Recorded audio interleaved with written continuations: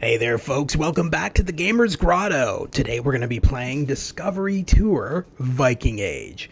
It's a part of Assassin's Creed Valhalla's Discovery Tour mode. Basically, these are educational modes which teach you about the different ages from various Assassin's Creed games. So far they've released 3. There's one for Assassin's Creed Origins, which takes place in the Egyptian era. The second one dealt with ancient Greece, and now we're going into the Viking Age.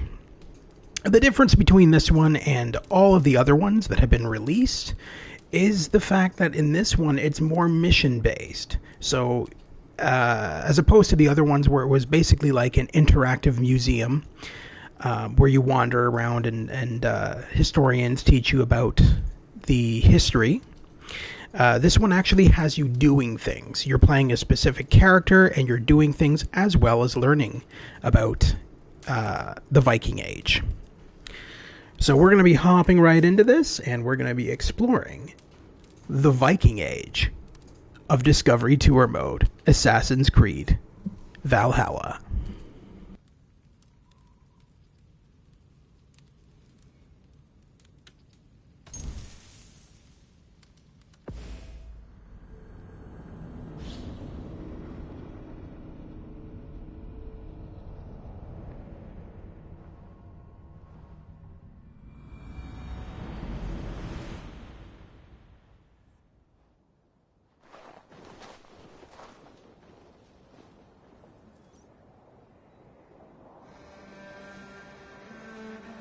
Hi, traveler, and welcome to Discovery Tour Viking Age. Just like the brave Scandinavians who left their homes on longships in search of new horizons, a quest for knowledge and a promise of adventure awaits you. For 3 centuries, adventurers set sail in search of trade, land, and sometimes plunder, changing the world forever in ways that can still be felt today. We call these adventurers Vikings. Some remember them merely as brutal warriors and merciless conquerors. But there is much more to be learned about their rich and complex culture.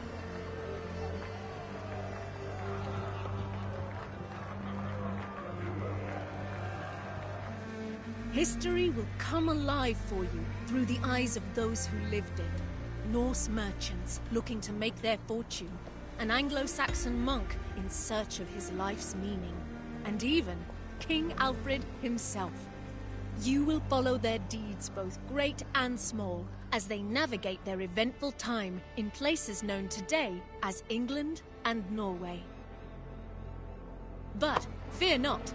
Discovery Tour Viking Age is a safe, combat-free experience that you can enjoy at your own pace and in your own time. Tapping into the years of research of the Assassin's Creed Valhalla team, its content has been crafted in close partnership with renowned historians and academics. On behalf of the entire development team, we hope you enjoy Discovery Tour Viking Age. May the seas be kind on your journey.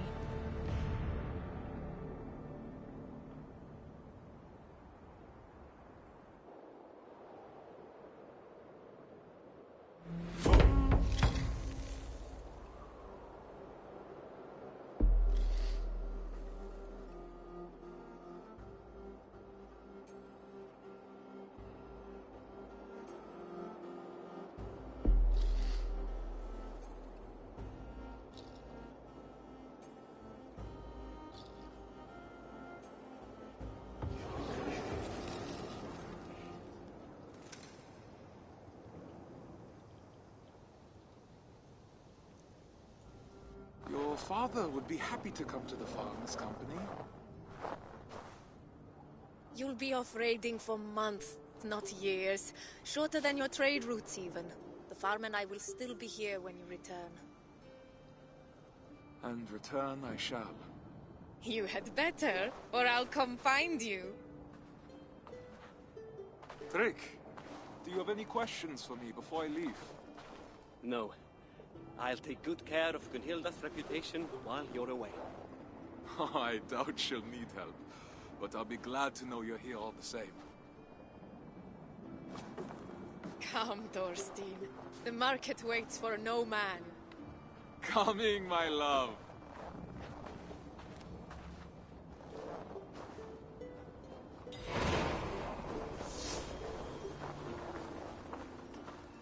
I'm coming, Gunhilda.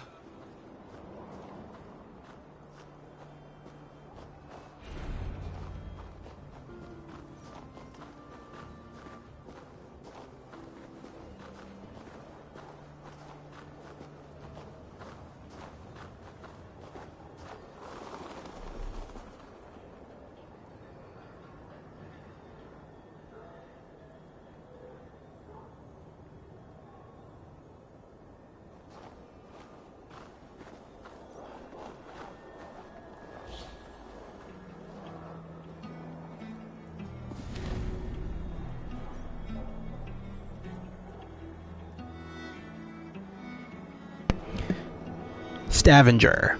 It is said that the famous naval battle of Hafrsord, I don't know how to pronounce that, took place near Stavanger in the late 8th century CE. The battle pitted Harald Fairhair against a coalition of petty kings determined to prevent the young Jarl's rise to power.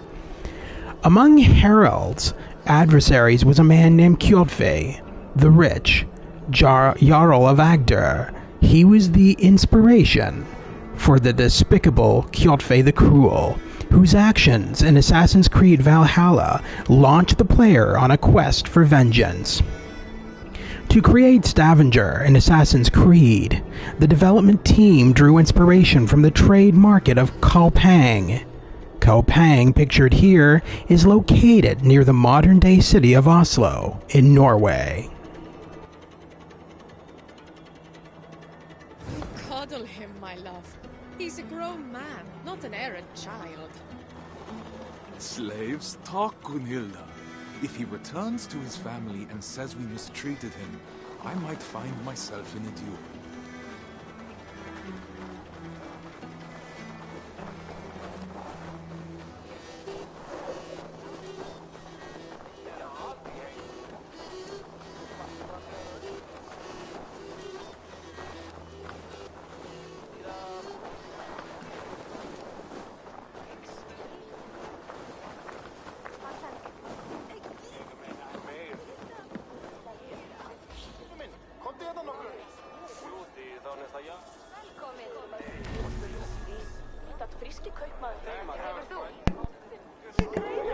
Runes and runestones. The Old Norse rune means secret of or esoteric knowledge. Runes, made by the Futhark, the runic alphabet. Each rune has a unique meaning. Skipped Retro World Expo and CT to be on this stream, so it had better be good. For example, the rune Wunjo engraved on this little wood bloodstone is the letter W, as well as the rune of joy and kinship. As with all written words, runes could carry memories and histories into the future. By engraving them in stone, the Scandinavians ensured their stories would endure. Runestones told a wide variety of stories. They could also honor people and events. One sec, Stu. Sometimes women would order a runestone engraved to commemorate the courage of their husbands and sons who perished in battle or at sea. No, this is Assassin's Creed Valhalla Discovery Tour mode. So this is, you learn all about the history of the Viking Age while you do quests in the game. So this is a lot different than most of the Discovery Tour modes released by Assassin's Creed in the past. The other ones were more or less interactive museum tours, essentially, whereas this one is more game-based.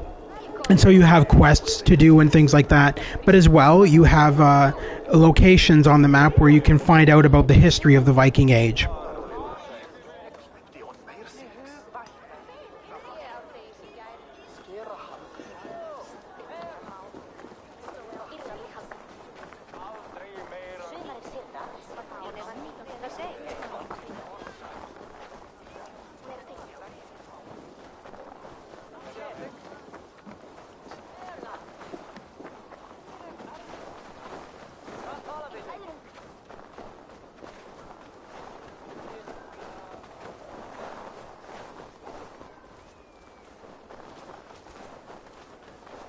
say, welcome to the age of the great guilds. You want me to say that? Why? That's a strange request.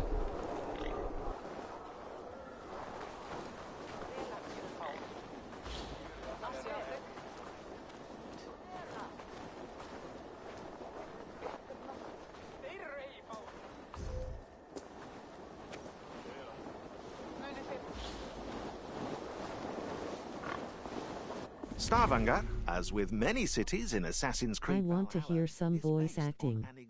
It's the first line in the game loom.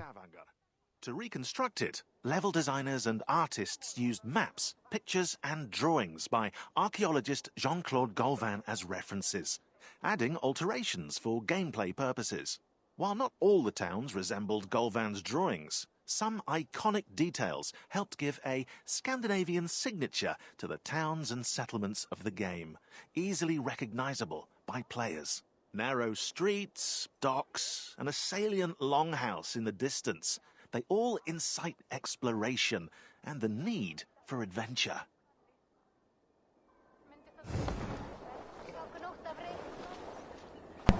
Okay, sorry, what did you want me to say? Again? I can't remember what you asked me to say.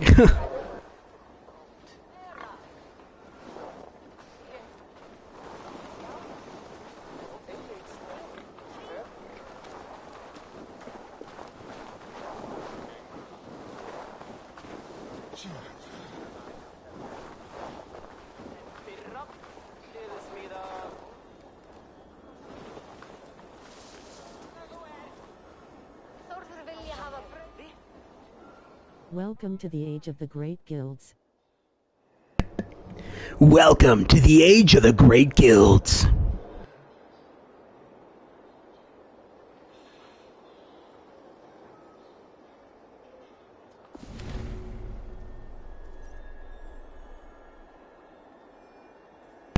LOL. The land of ice and snow. Ancient Scandinavia was not all ice and snow. It included green, lush landscapes like these Norwegian islands. In fact, its soil was quite fertile along the coast and in the south, and could yield a generous crop.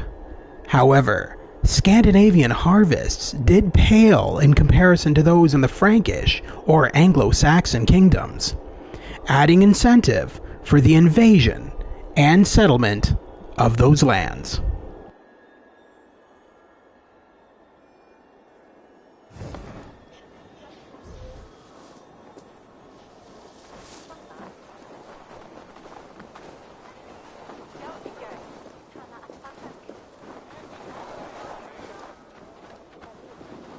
So I like to do all the historical little landmarks first before I go on with the main mission. It gives you a sense of, the history of the location that you're visiting or that you're in, and then I'll go on with the missions from there.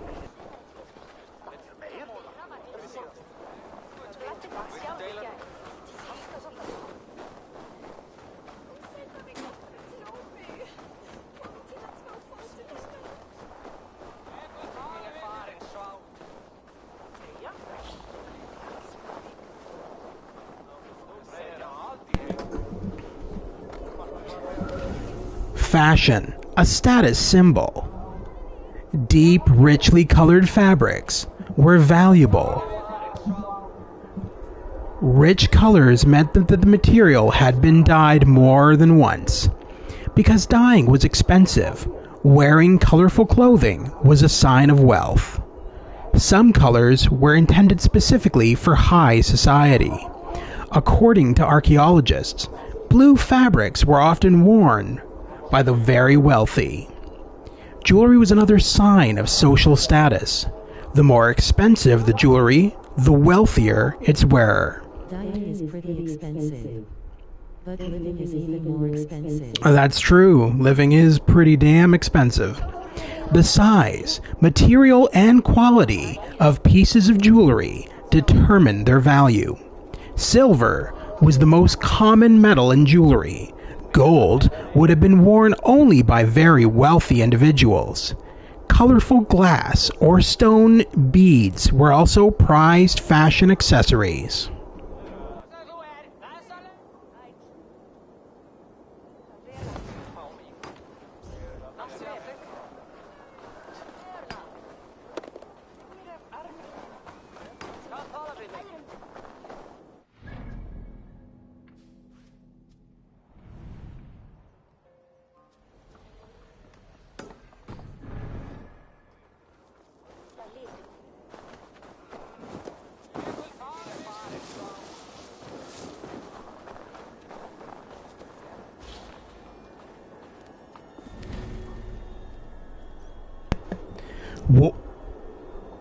Canon household. Family members shared more than blood. They were bound together by a spirit called the Haminja. The Haminja was responsible for the prosperity and luck of the family. Family mattered more than on a spiritual level. It also defined a person in the eyes of the law. Rules about land holding, inheritance, and more were all centered around the family rather than the individual. A person who did not know their lineage or ancestry was not legally recognized. It was common practice to honor one's kin, whether living or dead, by engraving their stories and deeds on runestones like this one.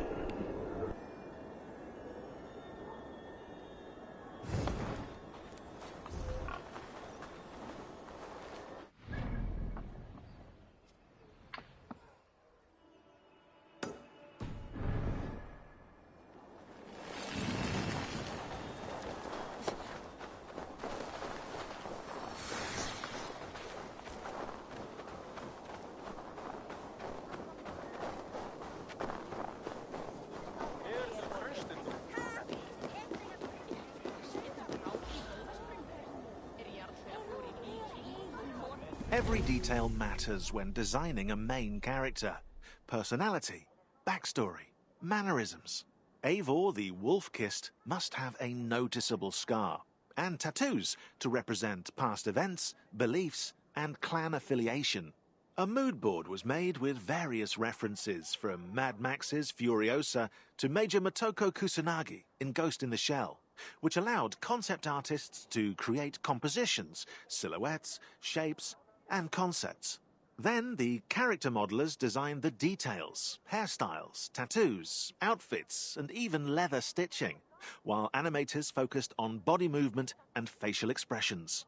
Finally, actors Magnus Brun Nielsen and Cecily Stenspill were cast to give Eivor a voice, tailored to her or his personality. It's alive! Alive!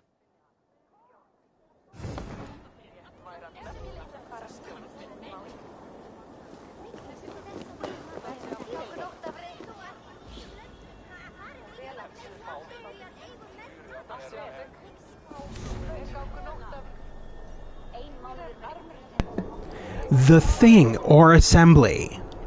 Things were held throughout the year. The chieftain or king presided over every session. He was sometimes joined or replaced by a lawmaker, the Gothi, who knew all the laws by heart. Laws had to be remembered because the Scandinavians had no written legal code at this time. Every freeman had the right to speak freely at the thing. He could share his opinions, ask questions, and weigh in on issues of social interest. He could also demand justice for crimes or slights. Even though all the freemen had the right to be heard, the wealthier members of the thing could use their influence to steer the assembly's decisions their way. When the Scandinavians settled in Iceland, they held their thing in a place they called Thingvellir, the assembly field. Here is a photograph of Thingvellir today.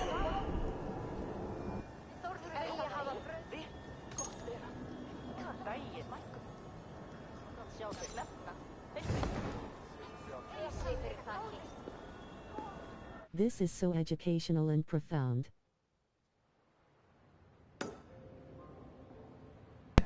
I don't know if you're being sarcastic or not, but I'm so glad I'm here. I'm learning so much. Shut up. Okay, so you're being sarcastic. It's actually I enjoy it. On top of that, on top of the little history lessons they give, the actual story mode, which I will be. You should try the game Vikings by Index Plus. What? Okay. I've never even heard of that company. Anyway, so going back to what I was saying, so the Discovery Tour locations, yeah, they can get a bit boring. I mean, it's the historians who helped make Assassin's Creed Valhalla. They talk about stuff, basically. Tell you about the history of the Viking Age. But then as well, there's the mission mode, which I will be going into very, very shortly, because it looks like I only have 2 more Discovery locations in this area. Well, 3 if you count the behind the scenes here. Anyway, and then but anyway, so there is a lot of story to the Discovery Tour mode in this, as opposed to the other games where it was mainly, like I said, a walking museum tour, and they would just tell you about the history of the world that you're living in. Whereas in this one, you actually have quests to do and things to do. As an example, one of the upcoming scenes, I will have to literally build a boat to travel to England. And that's actually a mission, and it's actually pretty cool. You meet a lot of interesting characters, some who are actually historically accurate, etc.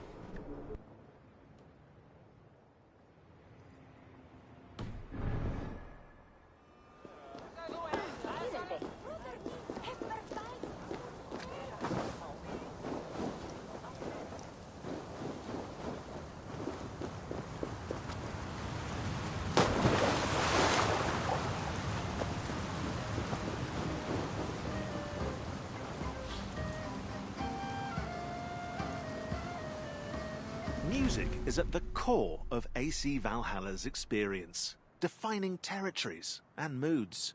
To create an acoustic dichotomy between Check out that link if it came through. Norway's music borrows sounds from rituals and daily life, while England's music revolves more around the church. In total, it's 5 hours of music composed through the collaboration of Jesper Kudd, Sarah Schachner, and Einar Selvik. But the music doesn't stop there. To the uncontrollable delight of AC Black Flag fans, sea shanties were also added to AC Valhalla. They're sung as Eivor sails on the longship by none other than Einar Selvik, Skald Brage in the game.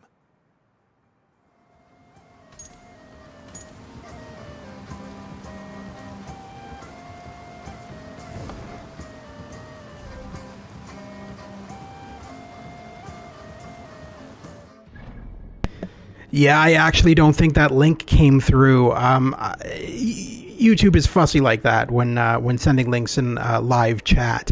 You may have to send it to me on the Facebook Messenger, and I'll look at it that way.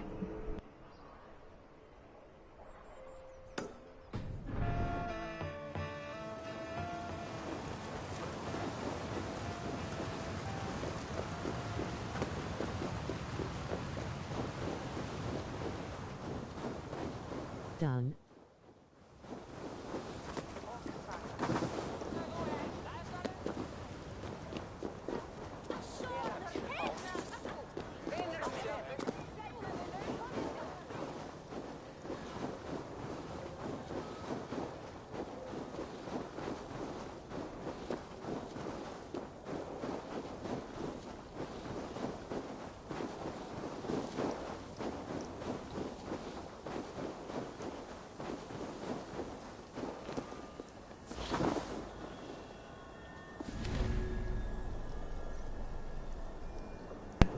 The art of making charcoal.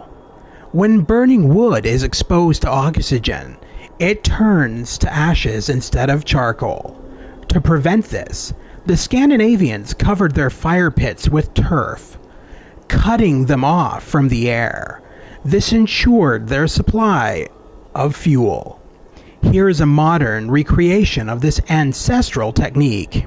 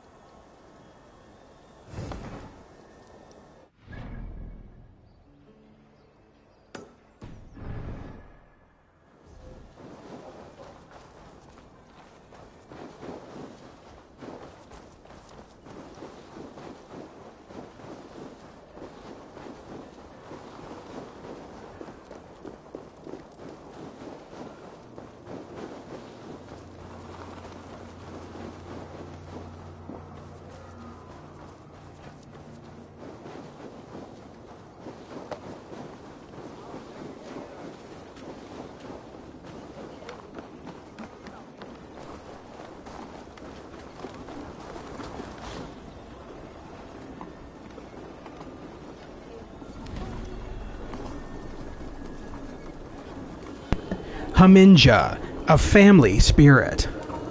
Luck could be shared with family and friends, but it had its limits. The Haminja had to be treated with care and respect.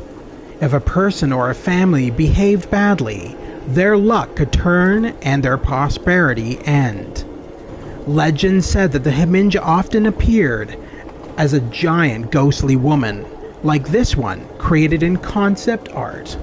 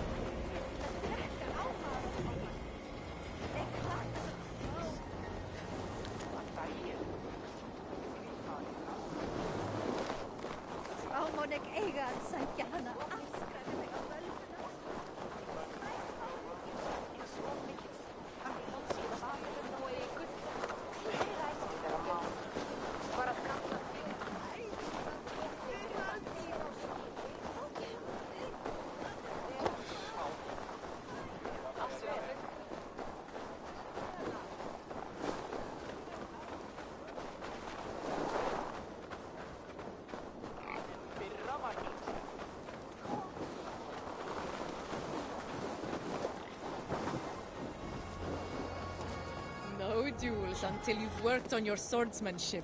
I'm sure to get practice on this expedition with Harold. Our enemies may not fight with blunted blades, but he's promised me the children of Stavanger are far more fierce. The children who struck you as you lay sleeping, then ran away laughing? You'll need to keep your wit about you if so.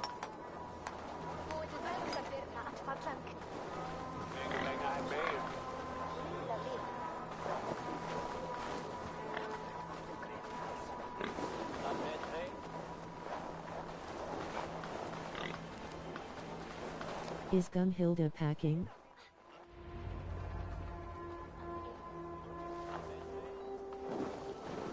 Ulf, good morning. My mother loved the fine woolen cloak you sold me. The stitching is exquisite. Of course. My wife takes great pride in her needlework, with good reason. You must have been blessed by Heimdall, a vision so keen and handsome. Come on, that was funny. Only a talented mother and a very patient husband. Give Alvik a kiss from me next time you see him. No, I know. I just don't like to interrupt in cutscenes.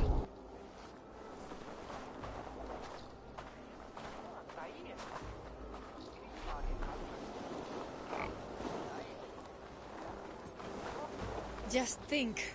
After a few raids, we'll have enough silver to leave this place for good. Have you not been happy here?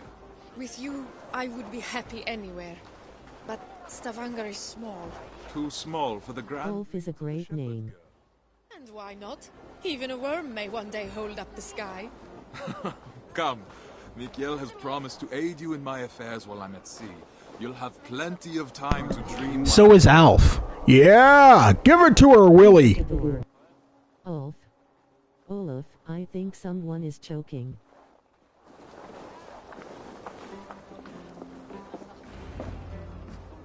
Mikael, It's a fine day for little business, don't you think?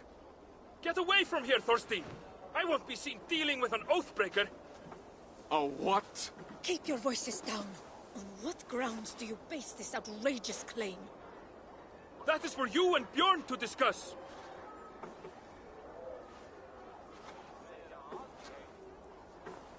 I can't believe he'd betray me like this. You haven't known Mikkel that long. He has to protect his own reputation first. This is a Jewish Viking, Thorstein. He's always sniffing about your trades like a wild dog. He envies your success and wishes to take it for himself. Well, we won't let him. We've worked too hard for him to take this chance away from us now. We will not let Bjorn get away with this, I swear it.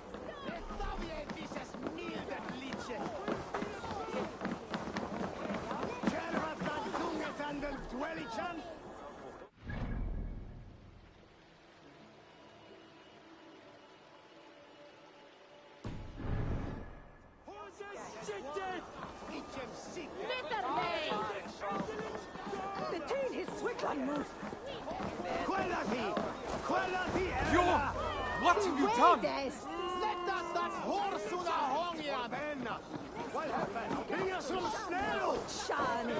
What falsehoods have you been spreading about my family's honor? Nothing but the truth. This sail your wife made, that you so... Let's go ask Rabbi Rosenbjorn for advice. You wish for me and my men to drown on the open ocean, where our bodies would never be found. Are you a fool? Even if I wanted to leave you stranded and sail west alone, Harold would never allow it. He would make me rescue you, and then we would all be doomed. I don't claim to understand you, Oathbreaker, but your methods are plain. I believe I'll go inform Harold of your duplicity. He should be arriving any moment now.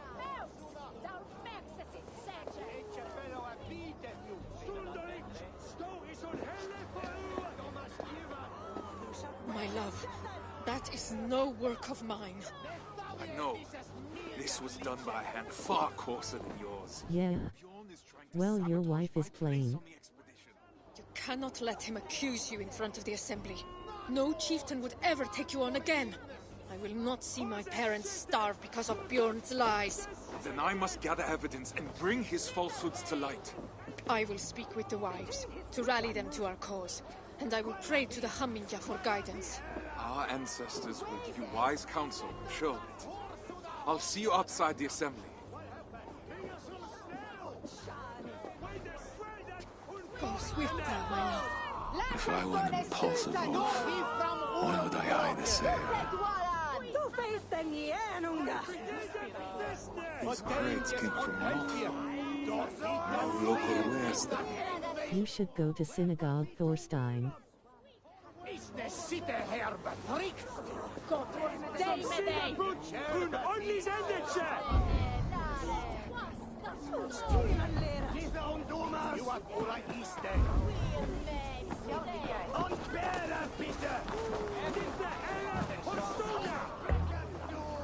Tell me, did Bjorn accept any wares these past few days? Surely he did. I carried them myself. Wet and nasty they were, smelling as if they'd been stored at the water's edge. Did you happen to see what was inside? No, but it had that damp sheep smell. Wool, I suppose. Thank you, my friend.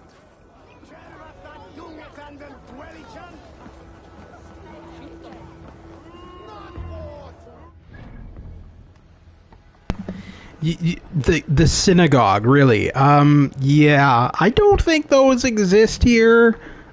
The rabbi. Now, every time I hear rabbi, I keep thinking of fucking Rabbi Tuckman from Robin Hood Men in Tights. Guy who's just circumcising everybody.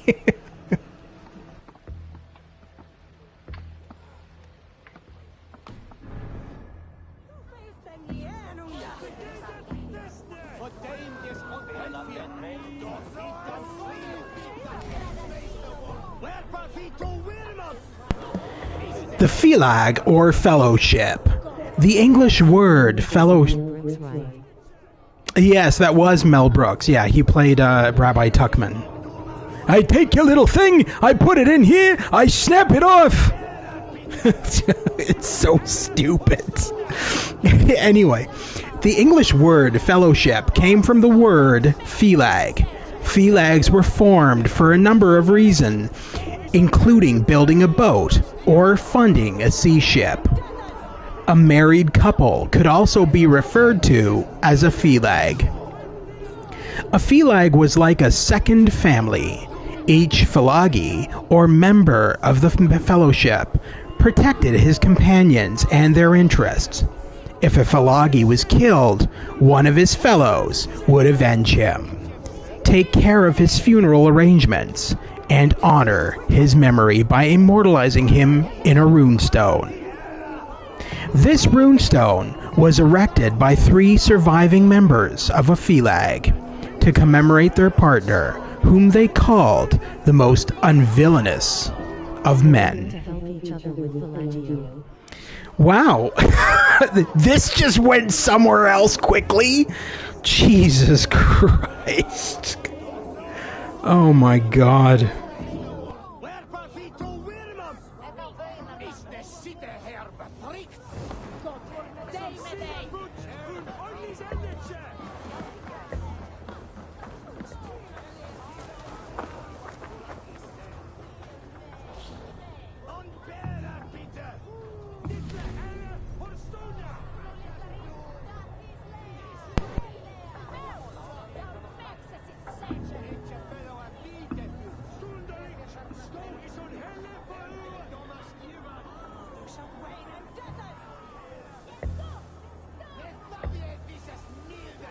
This is why I was popular in school, lol.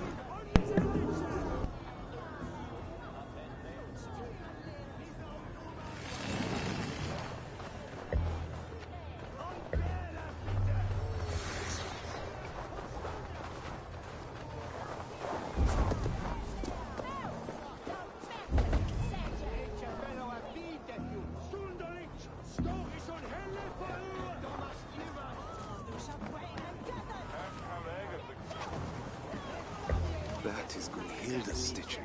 So Bjorn planned to take her sail for himself after all.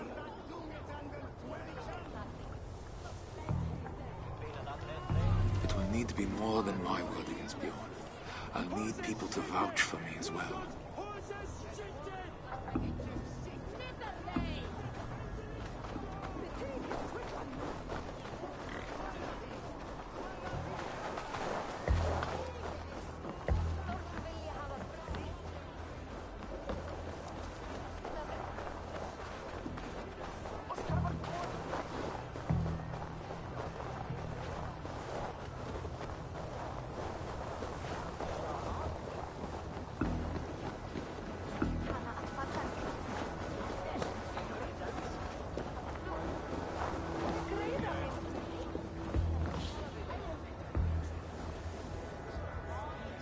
Even warriors get some playtime. Indeed, it seems that Vikings played board games that involved throwing small objects, such as carved wooden figures. However, the team couldn't find any clear rules for these games. But all hope wasn't lost. The developers of Singapore, Chengdu, and Montreal studios all came together to invent new rules and mocked up their prototypes in a tabletop simulator. And then probably got really angry when one of them won and the rest lost. Everyone on the team could experience and enjoy the evolving versions of the Orlog 2.0. A first physical prototype was also made, using real dice that were painted over. The game of Orlog was reborn. And AC Valhalla's version of the Orlog was so loved by fans that Ubisoft partnered with Pure Arts to produce real-life Orlog sets.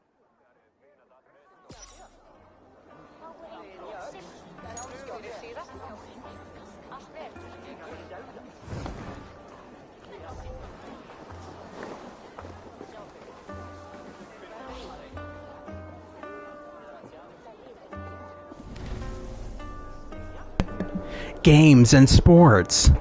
Indoor board games were often strategy contests like chess or checkers.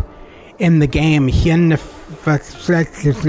I don't know how to pronounce that at all, or Tafel, one player controlled a king, his personal guard.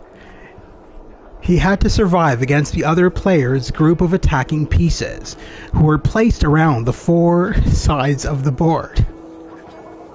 This chess piece used in Tafel was made from a bone.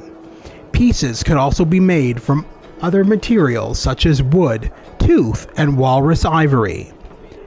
Outdoor sports were very physical and competitive, requiring strength, endurance, and agility. One activity was the glima, a form of wrestling with no holds barred. In the glima... Fuck, I can't even... In the this is so stupid. Each wrestler had to struggle to keep his opponent pinned to the ground. Medieval Scandinavians also loved to ski.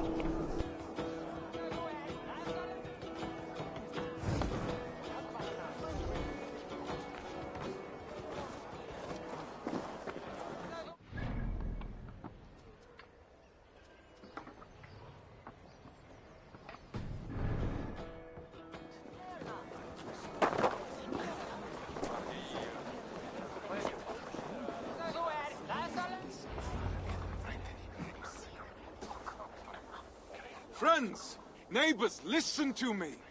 Bjorn has declared me Oathbreaker, calling my good name into question.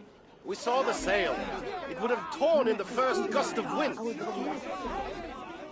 That was a sail he bought from Notfall, carried to us in sea-soaked wood. My wife's sail he kept aside for himself, to use once he reached the open sea. I am familiar with Gunhilda's stitching. That sail was no work of her hands. What reason does Björn have to lie, if revealing the truth is as simple as you say?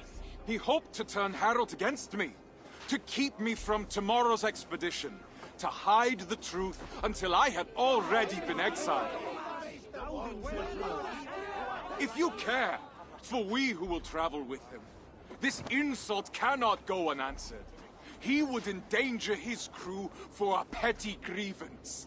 He is unworthy of command. Free men of Stavanger, hear me.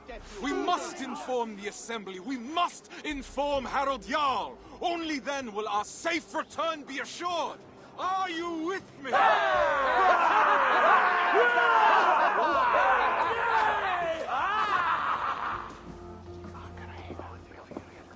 The assembly is about to start. I need to find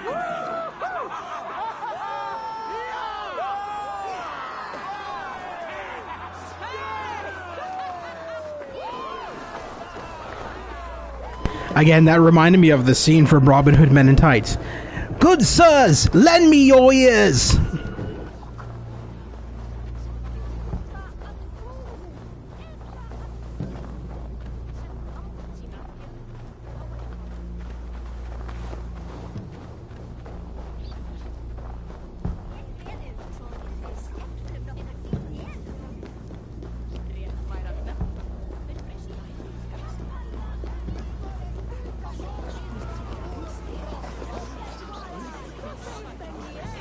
I found your sail and the mark of the goods Bjorn claimed were ours. His lies are already falling apart. You've done well, but I fear what you have found may not be enough to convince the Assembly. What will you do? I will demand a Manyapnater and declare my own deeds as evidence that my word holds more weight than Bjorn's. His reputation cannot compete with ours. A sound plan. I have rallied the wives to our cause and prayed to the gods. Even if you lose, my silver-tongued warrior, the women will make the assembly see reason. I see my heart beats as fiercely as ever. Go now. Reclaim our honor. Forsetti, bless me as I defend my honor. Thorstein Oathbreaker! Come to beg forgiveness with your tail between your legs! Men of the assembly, Bjorn claimed a sail I sold him was rotten. But I have found Gunhilda's work hidden, and the sail he claimed was mine came in sea-soaked wood from Notfall. He sought to ruin my reputation to cover up his poor trade, all so he could claim Harold's favor as his own. Thorstein, if what you say is true, Bjorn is guilty of lying, injury to your reputation, and of an arrogance that could have led to the deaths of his crew and yours. Yet he was the one to bring you before the assembly. So now you must choose. How will you defend your honor? We will have combat aplenty across the sea. I choose the Manyapnater. Come then. My tongue is as sharp as my blade. Declare yourself worthy, if you can.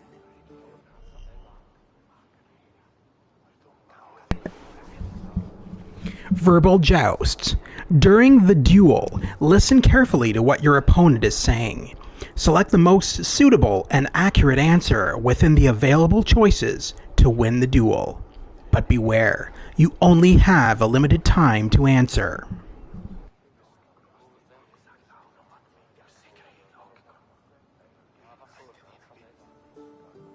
I'm the finest of navigators, at home on the sea.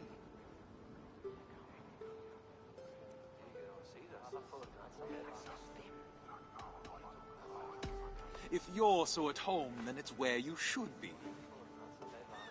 Weak, Thorstein, just like you. I was the first to be picked for this crew.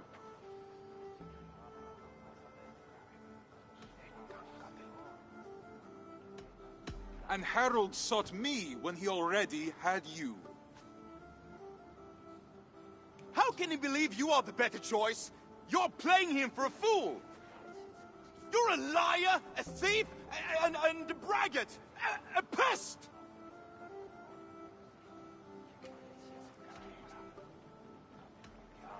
My worst is still better than you at your best. No truer words have ever been spoken. It's a shame I have to step in. It's clear that Thorstein is the one who has been wronged.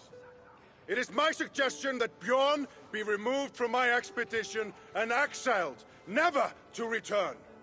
His lands and trade goods will be forfeit, gone to pay the costs of finding another navigator with so little time to spare. No, Harald, Do not draw more of my wrath upon yourself. I could have named you a murderer and demanded your death.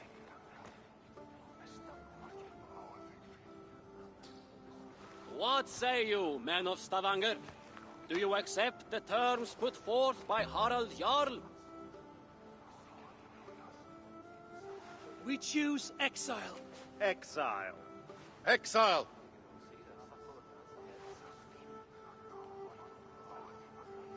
Then it is decided. Now come, Thorstein. We have a navigator to find.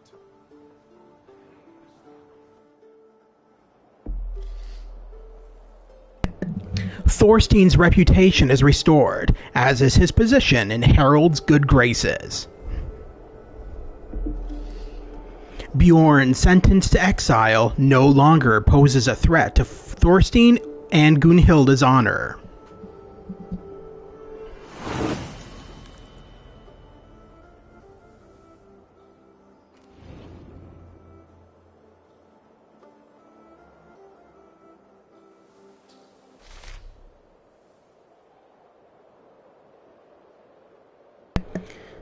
And this is what our next quest is. Brother Yalric awakens on his first day at the Isle of Ely, ready to integrate himself into the monastic life. His quiet peace broken by an unexpected turn of events, the young monk is plunged into the depths of despair beyond all help.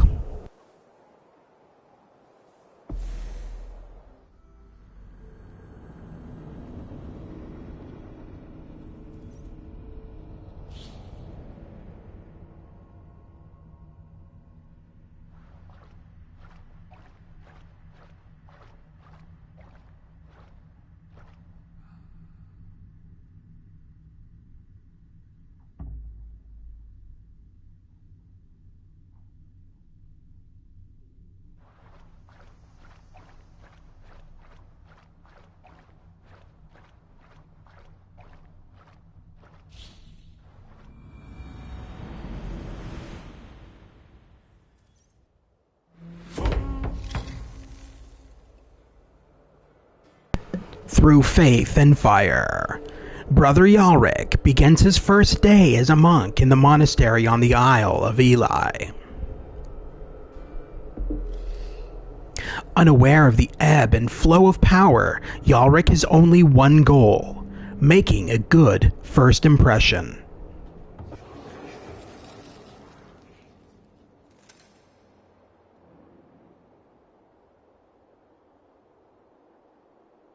Brother Elrich, awaken.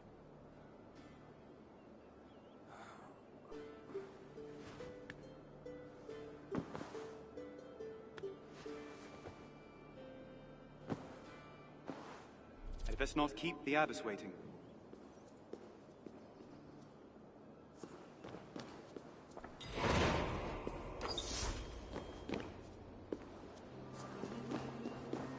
I know the journey was hard on you, so I'll let you sleep through the dawn prayer. Good morning, abbess. Thank you. Now, the sun is rising. You must not miss prime. I appreciate the reprieve and the awakening. Call it a weakness. Your father's name will be a stone around your neck in Ely. You have a difficult path ahead of you, I'm afraid. Yes, abbess. Well, there's nothing to be done about it. Better you prove yourself early than risk becoming the subject of gossip.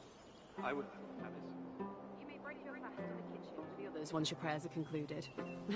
We don't frown on piety here, brother. Should you wish to stay at chapel to pray to the Lord once your duties are concluded, you may be assured that food will be available to you, as long as you go to the kitchen before terce. That's mid-morning? Precisely, my son.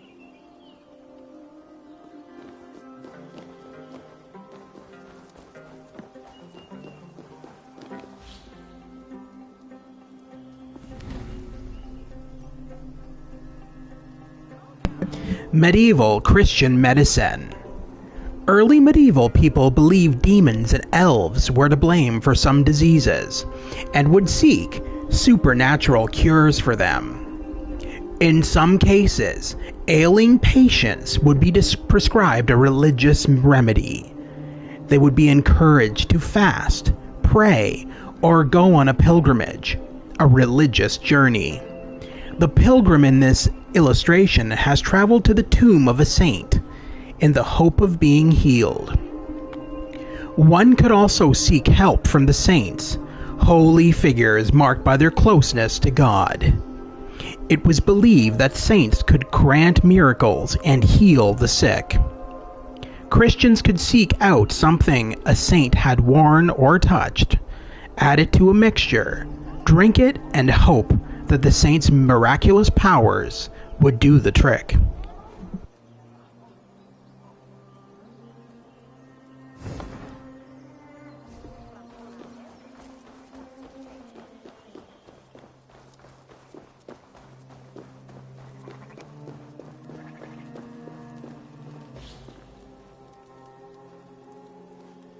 As the monastery of Ely had been destroyed, level designers and artists had to draw their inspiration elsewhere.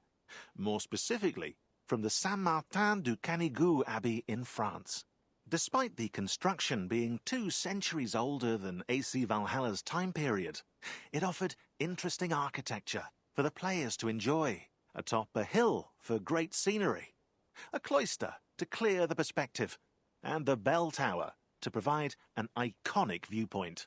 Finally, an underground tunnel was added, a unique feat perfect for a surprise attack. But some things remain accurate. Several eels were placed in the waters circling the monastery, a nod to the feature that gave it its name.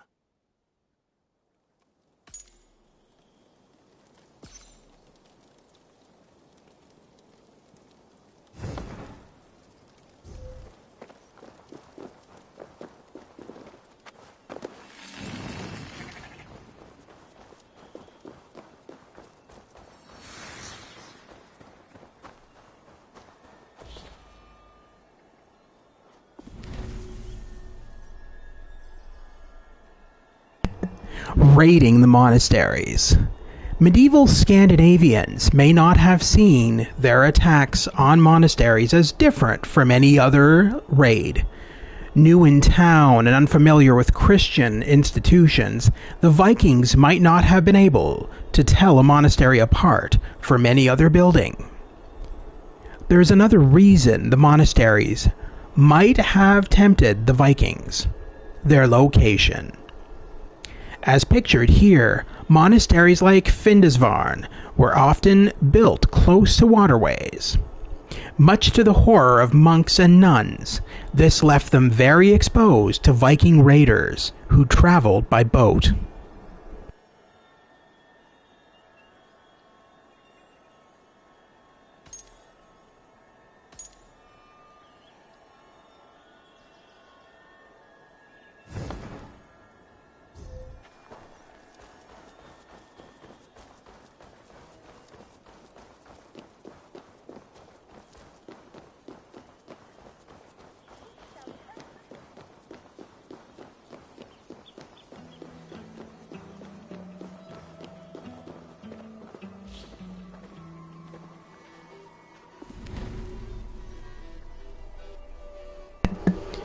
The Scriptorium.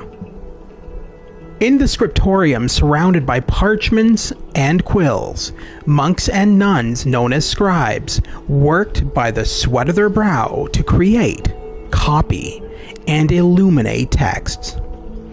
Most of these works were written in Latin, but some were in Old English. Not all monks and nuns worked as scribes.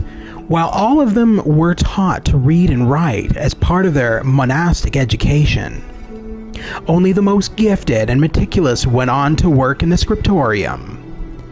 The monk who created this image of Saint Matthew at his desk was called Jodwig Basson.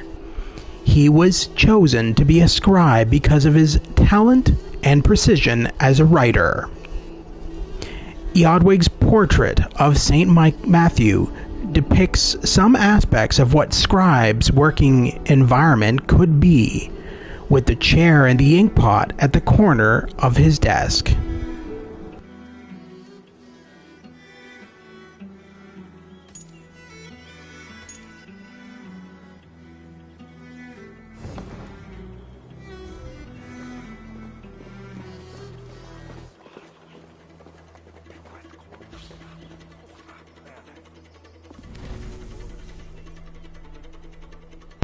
Telling time. According to the Venerable Bede, the Latin word for time, tempus, came from the verb temperantum, measure. The origins of the word suggest that time and measurement are closely linked, and that time was measurable in the Middle Ages. The reasons for measuring time back then are not the same as society's reasons today. Hours and minutes were not used to calculate how much time was needed to accomplish a task.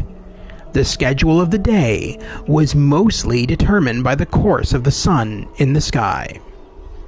However, measuring time was very important when it came to religious holidays. Medieval scholars would rack their brains trying to calculate when to celebrate Easter. Determining the date of such a holy day was a very complex process and required a meticulous understanding of time measurement and arithmetic. How did they make mathematical and astronomical calculations without a calculator? By counting up to 9,999 on one's fingers, as illustrated in this manuscript.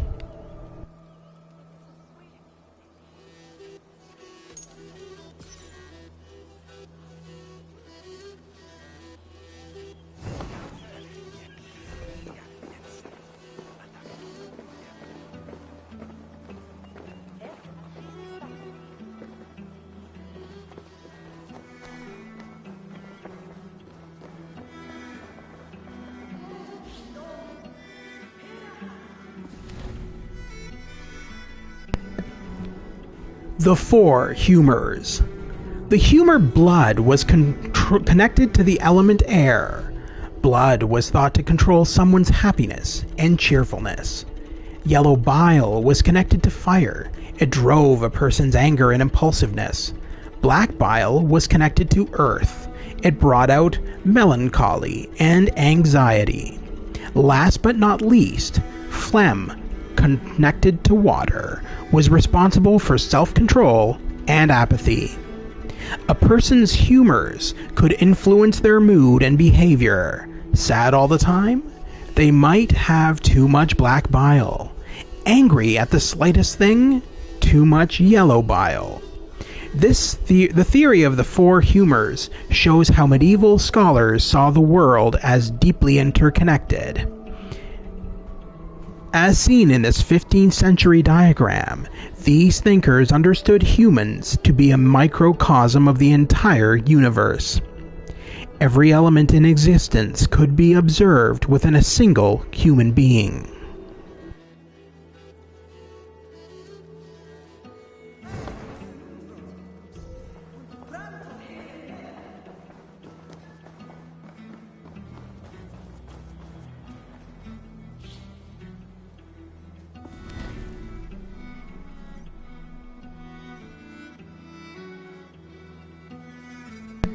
Ely, a monastery for all.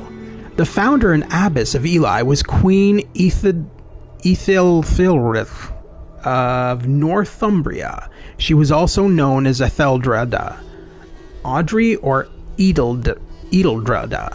She passed away in the year 679 and was buried in a simple wooden coffin.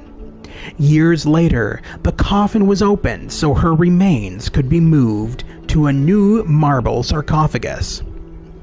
According to legend, those who peered into her grave met with a shock.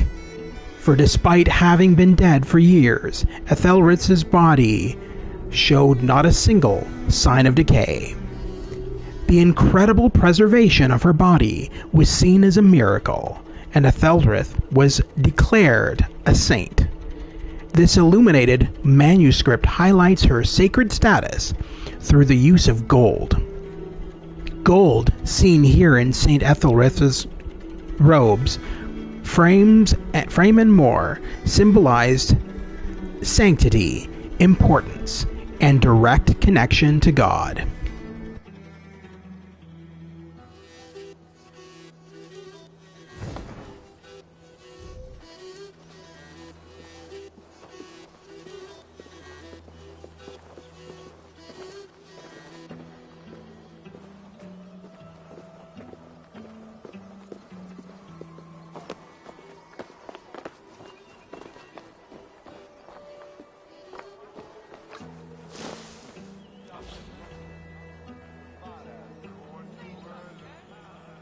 Photogrammetry isn't just a very hard word to say, it's also an innovative technique for in-game textures. Determined to illustrate accurate surfaces, the graphics team travelled to England to capture every inch of stone walls and pavements, sometimes for 12 hours straight. A 3-metre wall would take 250 pictures, stitched together by specialised software. The final result is a 3D file with colours and depths, designed into tileable textures. These textures are then used by level artists and modelers to add onto buildings. To push the realism further, the graphics team also added uneven silhouettes with protruding stones, slate angles, and damaged areas.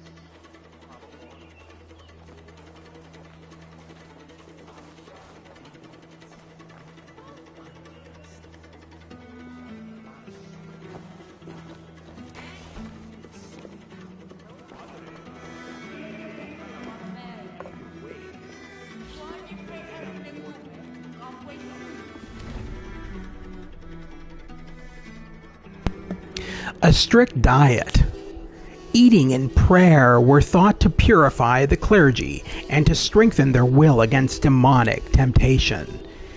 Even when they were not fasting, monks and nuns would have been instructed to keep to a strict diet. While not much is known about their food habits in the 9th century, scholars can make some educated guesses based on what the 10th century clergy were eating. It is likely that monks and nuns were mostly vegetarian. Meat or fish would only be eaten on a special occasion. For example, a feast like the one illustrated here, for the sake of self-denial, the clergy would have been allowed only 1 or 2 meals a day.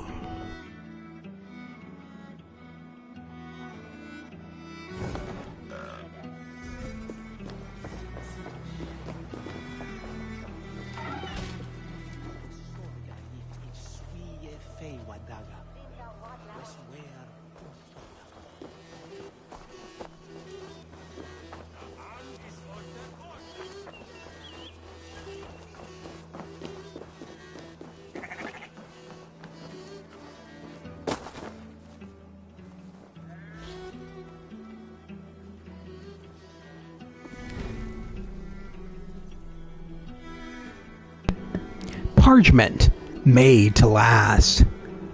Parchment was made to last so that its content could be carried from generation to generation. This quality was recognized in the Viking Age. In 733 CE, King Ethelbald of the Mercians praised the endurance of writing in a charter to Bishop Yaldwulf. He wrote, "Whatever gifts men give with their words, if the gifts are to endure, they should be recounted and supported with written letters." Ethelbald and others recognized that the written word would be a valuable record for people, places, and events whose memories would otherwise fade. Because of this understanding, modern historians have been able to study many centuries-old manuscripts, like the ones seen here.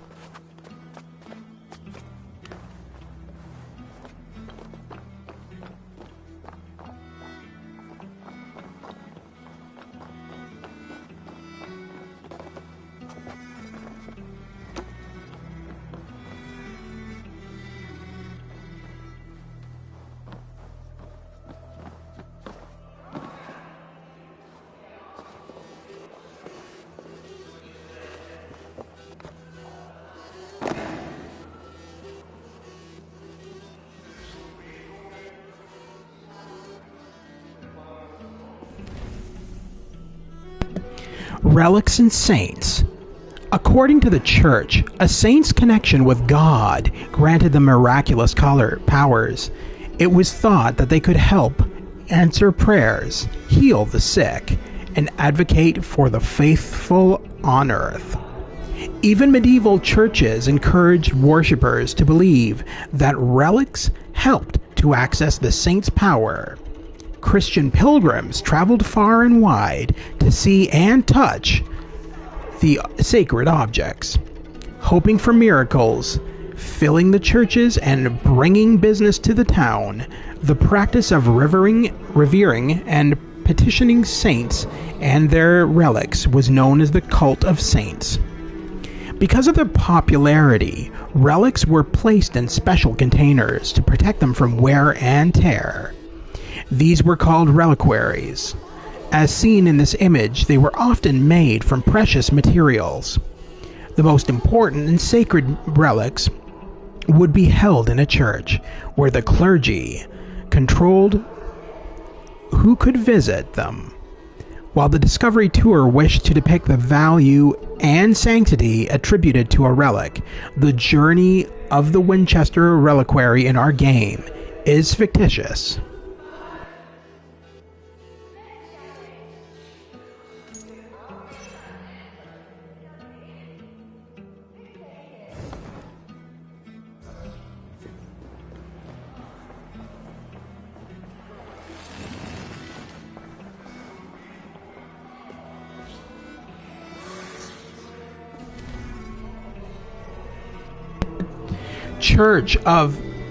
Church testimonies. At the time of the Vikings, not many people could read and write. Many of those who could were church officials. Their writings were created and kept in the monasteries. Most of the pre-conquest English manuscripts that survive to this day were preserved during the Middle Ages in a handful of churches shown on the map. Because the clergy's writings were preserved, the church's side of the story endured and dominated the historical narrative. The church portrayed the Vikings as bloodthirsty pagan brutes, and this image still prevails today. But bias and political motives may have helped to shape the church's records of the era. The Vikings were pagan, or non-Christian, and the church disliked and often demonized pagans.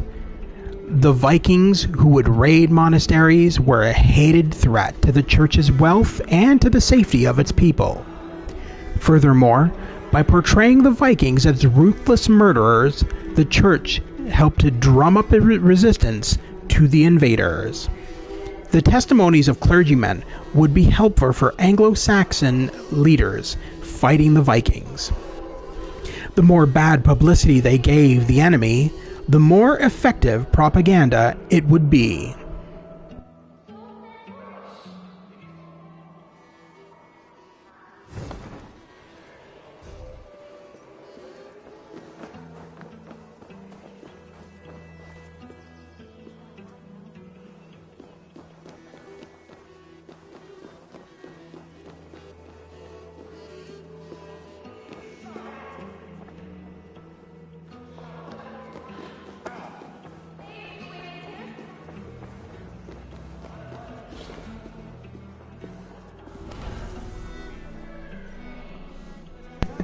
The art of illumination. Creating a book was a team effort. Many talented illuminators might take part in decorating a codex or book with stunning paints and illustrations. Some would paint letters in rich colors and gild them with golden leaves. Others would fill the margins with beautiful patterns that framed and embellished the text. Sometimes there were no words on the page at all, only colorful illustrations as seen in this 8th century manuscript.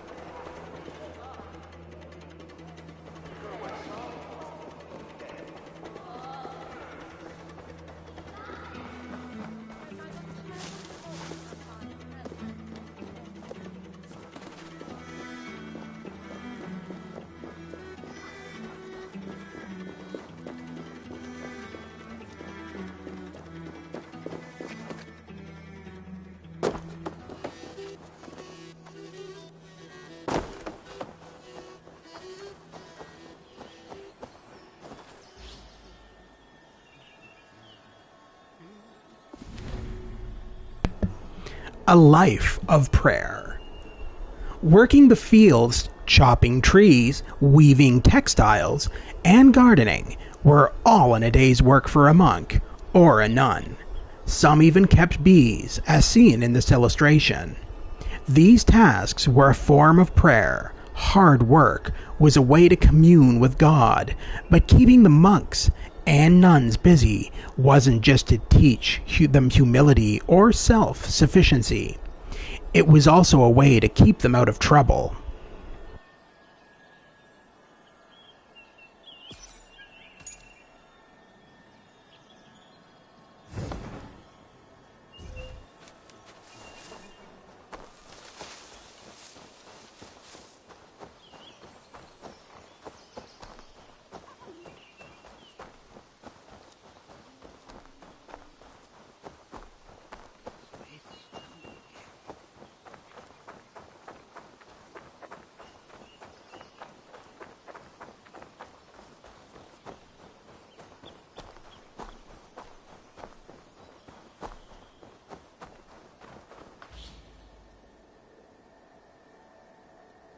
Level artists and designers used different types of forests to structure England's kingdoms.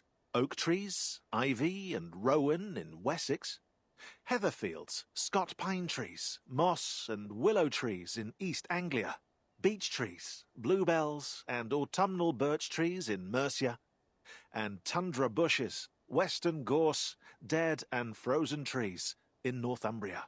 Ubisoft Sophia even recreated Wistman's Wood in Hamptonshire, using the pictures the development team took during their scouting trip. To do so, they integrated old, medium-sized trees, a smattering of rocks, a soupçon of moss, and a bit of fog to complete this ominous atmosphere.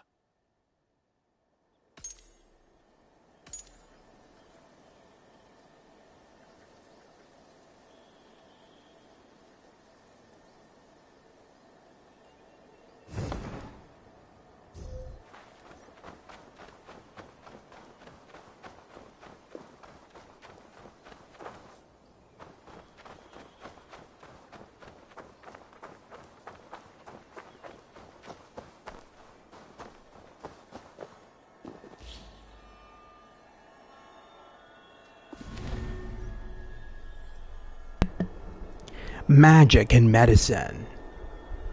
Bald's Leech Book, a 10th century magical book, shows how magical beliefs endured in the world of medicine. The book included remedies against sicknesses caused by elves, goblins, or the devil himself. If a person was suffering from elf disease, they felt a pain as though they had been shot. According to some, this was because they had been shot with an elven arrow. This book also included suggestions to fend off attacks by a more canonical Christian enemy, the devil. In this page, the Leech Book suggests a remedy against all Fion's costungum, all temptations of the devil.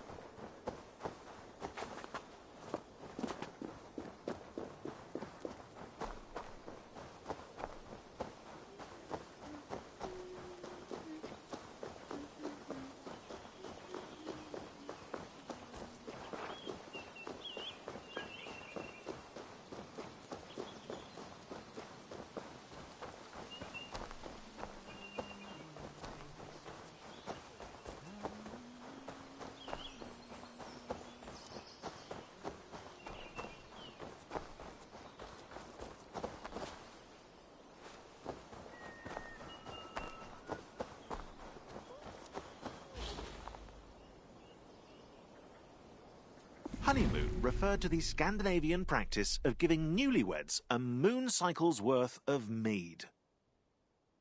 Which is too much mead. But honey was valued by Angles and Norsemen alike. It was then vital for the developers to represent the beekeeping practice as faithfully as possible.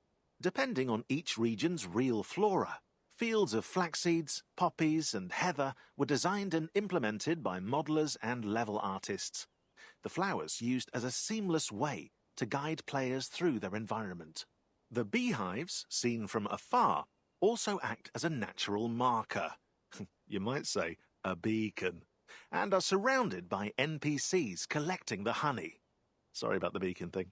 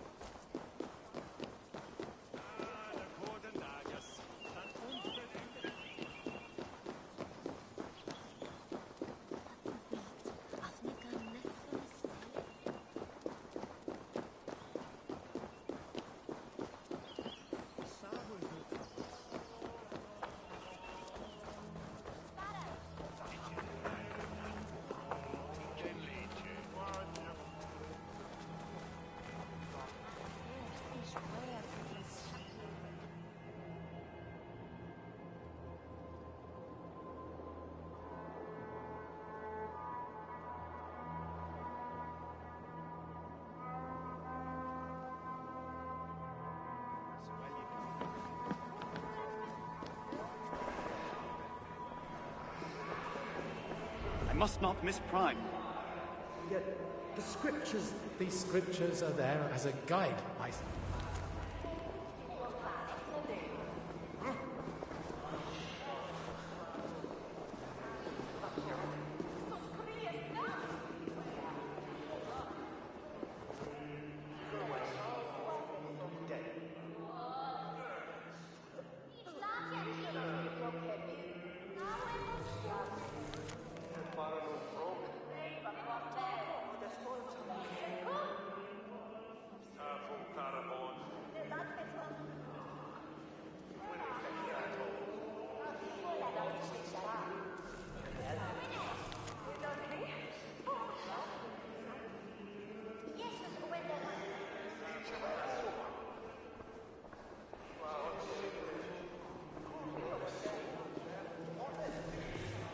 Pater noster, qui es in caelis, sanctificetur nomen tuum. Adveniat regnum tuum. Fiat voluntas tua, sicut in caelo et in terra. Panem nostrum quotidianum da nobis hodie, et dimitti nobis debita nostra, sicut et nos dimittimus debitoribus nostris. Et ne nos inducas in tentationem, sed libera nos a malo. Amen.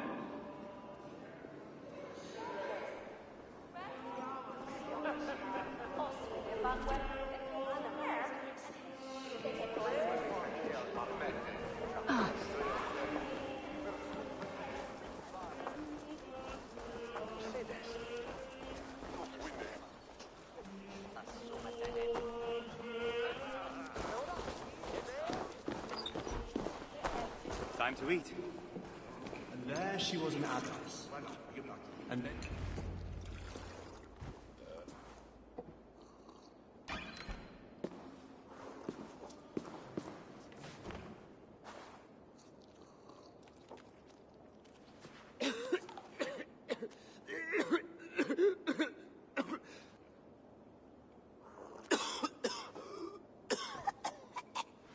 Are you well, Brother Oswin?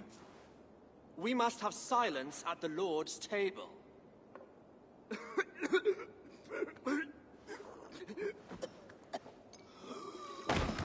Brother! Very well. Take him to the infirmary if you must. But the bishop shall hear of your defiance. Tell me, Oswin, where does it hurt? Everywhere, brother! It's like there's fire in my veins! I will find a way to ease your pain. I promise.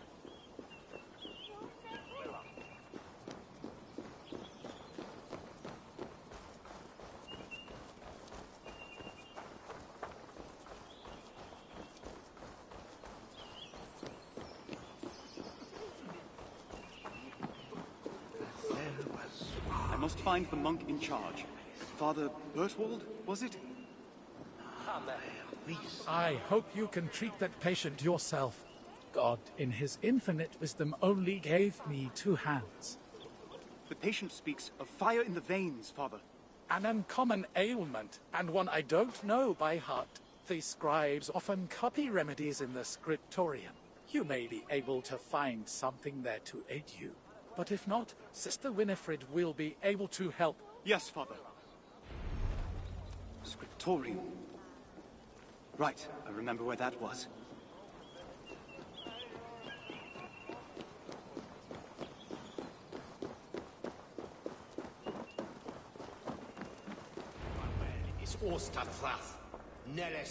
Can I help you, brother?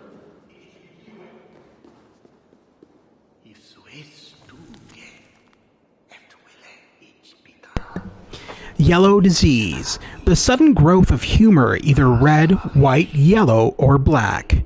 The body gains in bitterness and becomes as yellow as the good silk. Swarthy veins under the tongue. Those tokens you will associate to jaundice.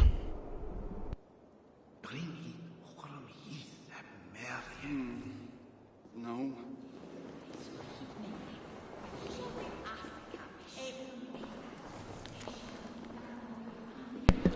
Vivid pain of the side. Very strong and vicious fever. A heap of sore on either side. Frequent cough and dryness of the tongue. Those tokens, or any akin to them, convey the presence of a liver disease. Oh, let me just... Oh, no.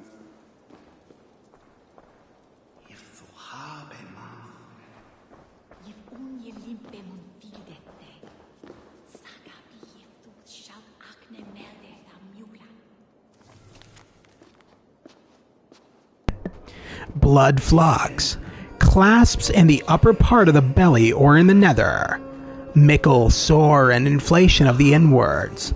Frequent and often bloody evacuation due to infirmity of the rope, gut, or colon. Those and even more are the tokens of dysentery.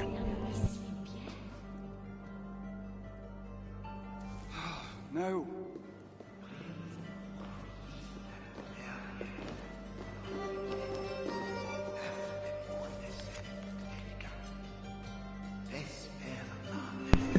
Elf hickory. Elf hickey. The eye is yellow where it should be red.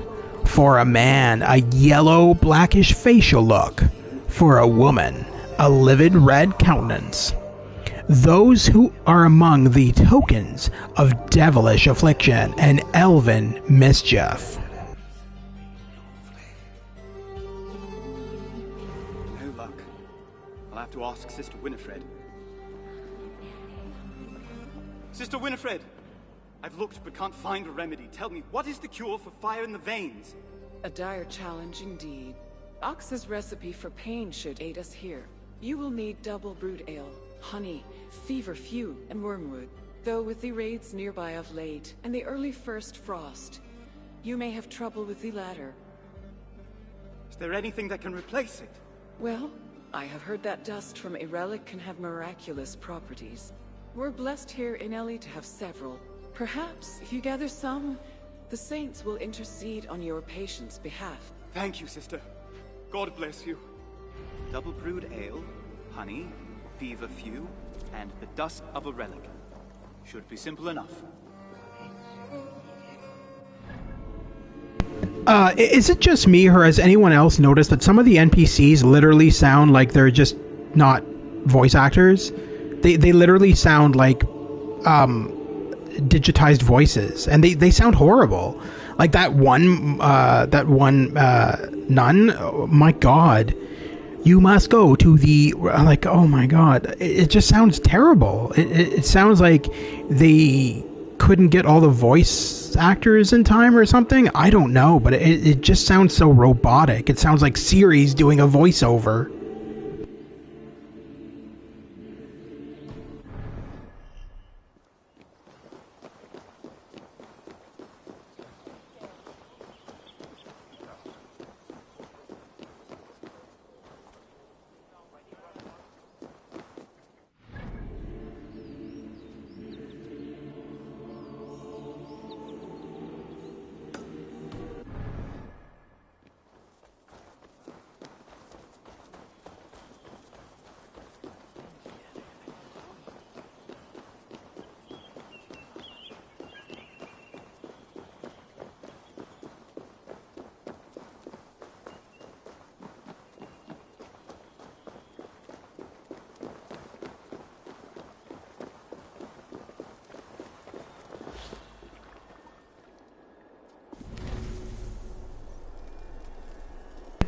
Monasteries, many roles.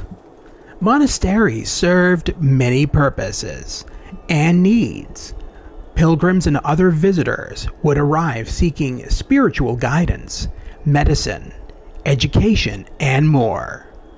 As seen in this image, monasteries could grow to great sizes to meet their community's needs. Monasteries were also among the biggest local landowners, and by extension, the biggest local employers in a given territory. Because they controlled people's lands and livelihoods, monasteries held immense social power and could help shape the political landscape. The authority and influence of the monasteries made them helpful meeting sites for other powerful elites, local aristocracy, and even royalty would gather at monastic centers to discuss politics. These nobles would often be joined by their entourage, whose presence offered its own set of challenges to their hosts. Not only did the monasteries have to provide food for all of their guests, a huge undertaking, they also had to take care that their own monks and nuns would not be tempted to sinfulness by the presence of so many worldly visitors.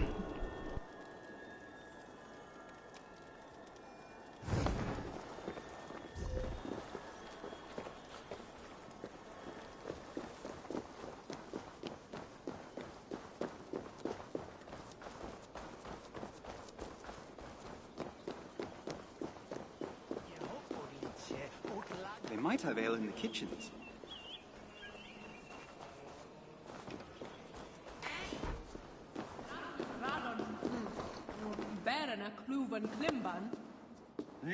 One found. 3 to find.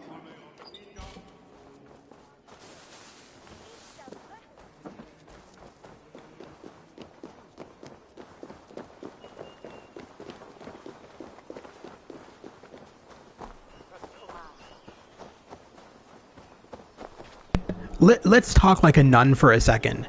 I have found the ale. Now I am going to find the dust from a relic, and then the honey, and then the feverfew, and then I will be able to save the person who is dying.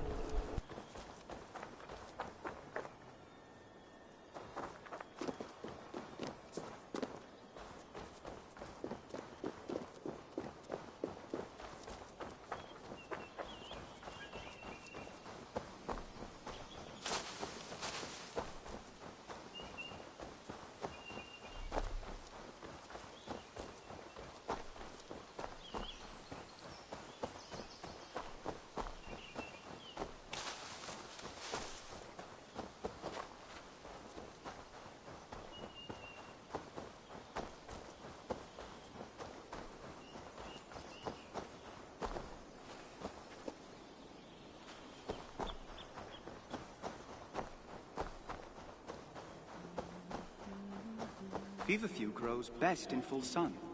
And hopefully... What does feverfew look like again? Good morrow, brother. What brings you to the woods? Good morrow. Do you know where I could gather feverfew or wormwood? No wormwood left this season. As for feverfew, no small white daisies are what you seek. Thank you, brother. God bless you. Feverfew grows best in full sun, and hopefully far from the sisters' bees.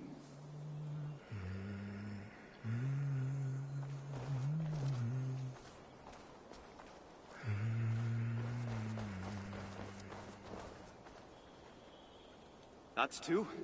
Halfway done.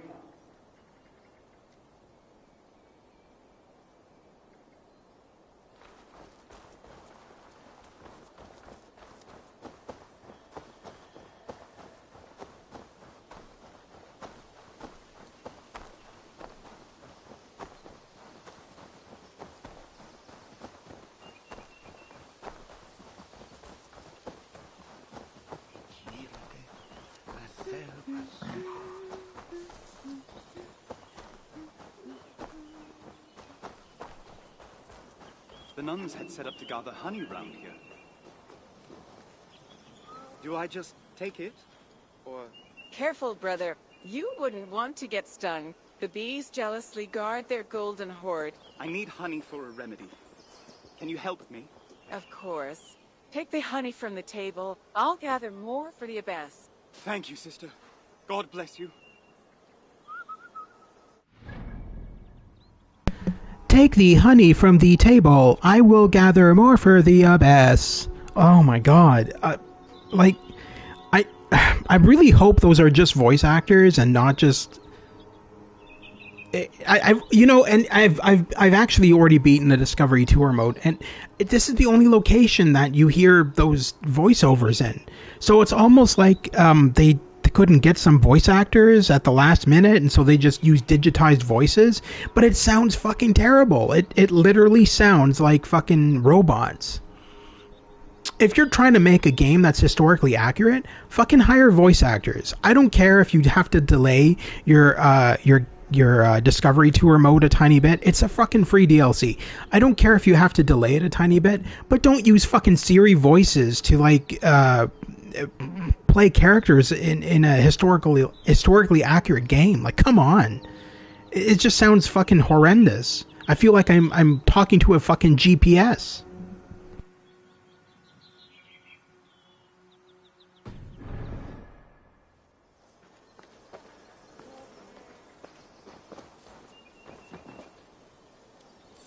And that's the third.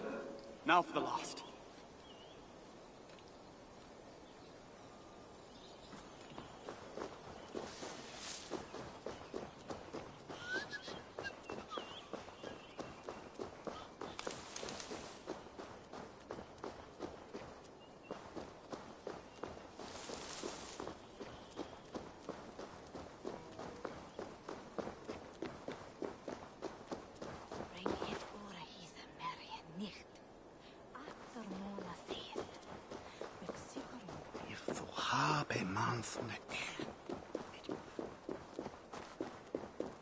The relics are kept at the back of the chapel.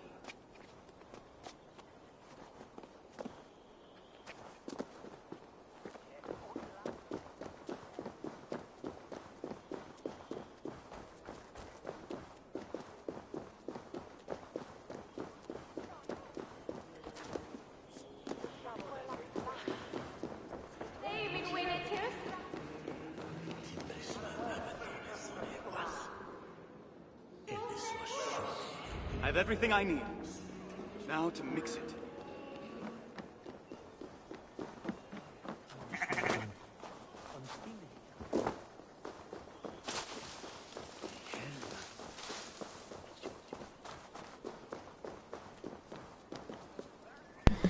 This sounds like the most god-awful remedy, like, ever. Like dust from a relic, fucking honey, ground up flowers, and whiskey. Is pretty much what this is. This sounds horrendous. This sounds worse than fucking Buckley's cough medicine.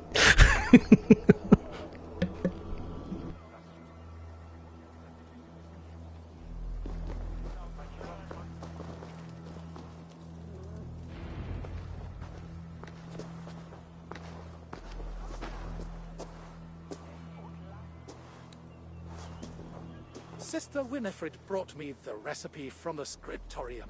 And now I am delighted to discover you know the use of the mixing bench too. Would that God had sent you to me sooner? The infirmary would be in far better shape. I spent many summers mixing poultices for the townsfolk in Canterbury. Then I shall observe, and hopefully learn some new tricks of my own. What was the first ingredient in Sister Winifred's remedy?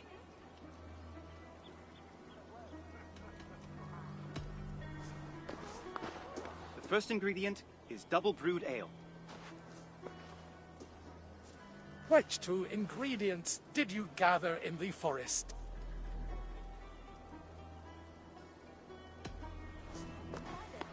It was feverfew and honey to ease the throat.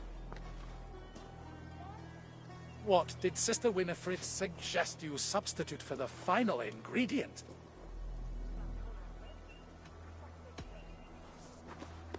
Dust from a relic is said to cure many ills.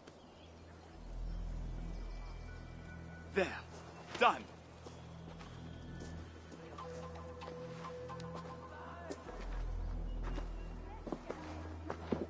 This should ease Brother Oswald's pain.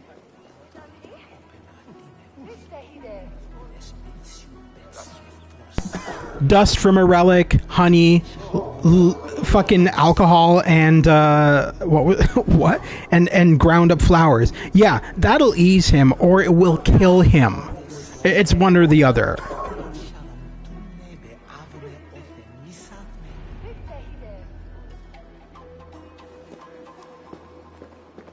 Here, brother, drink this. It will ease your pain.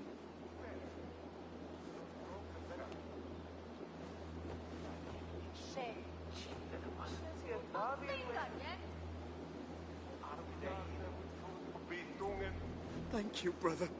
I can feel it working already. How fortunate I am that God sent you in my time of need. Rest now. Soon you'll be back on your feet. Brother Elrich, you must come at once. What's the matter, brother? Do you not hear the bells? The abbess requires your presence at chapel immediately. I'll go as soon as I'm done helping Brother Oswald. No, you must go now. Hurry! I hope the abbess will tell me what's going on.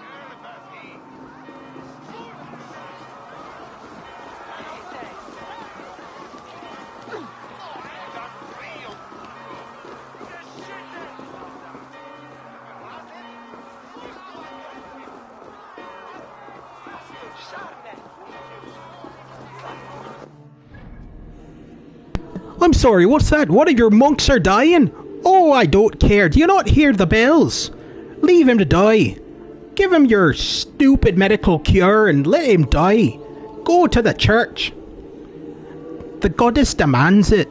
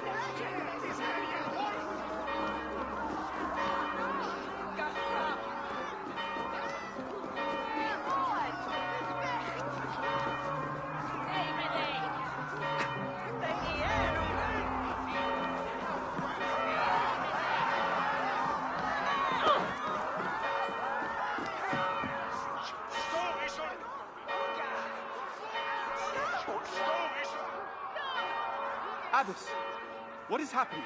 Come with me, Brother Elrich. The heathens are on their way, and we must secure the relics before they approach.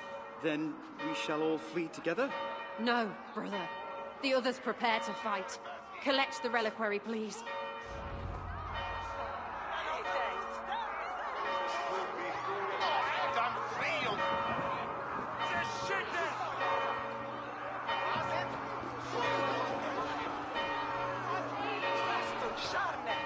Forgive me, blessed saints, but I must carry you from your place of rest.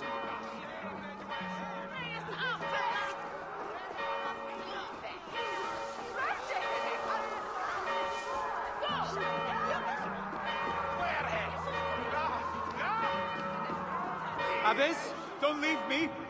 Now come. Brother Ulrich, thou must give me thy stiff rod. Our families may share. Sorry, thee must. But we are of a mind when it comes to the Lord.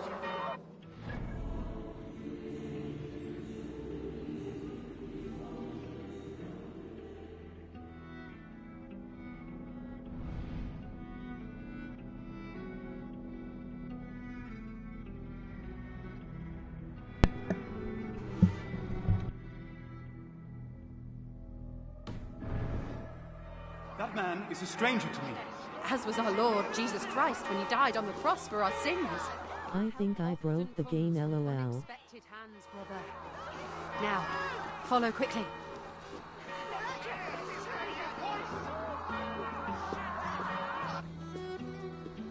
Into the catacombs. Remain swift and silent.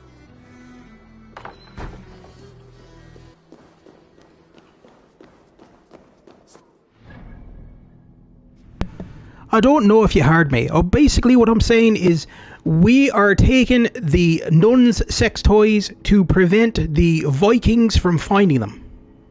So we're taking them into the catacombs and we're going to leave them there so that no Vikings can find the nuns' sex toys. Catacombs, not catacombs. I don't care. I'm saying it however the hell I want.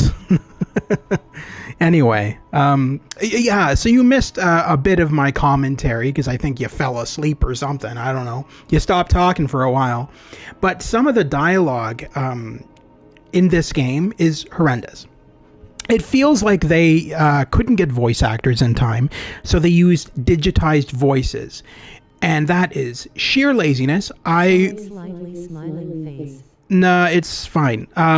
So for a game that's historically accurate, in my personal opinion,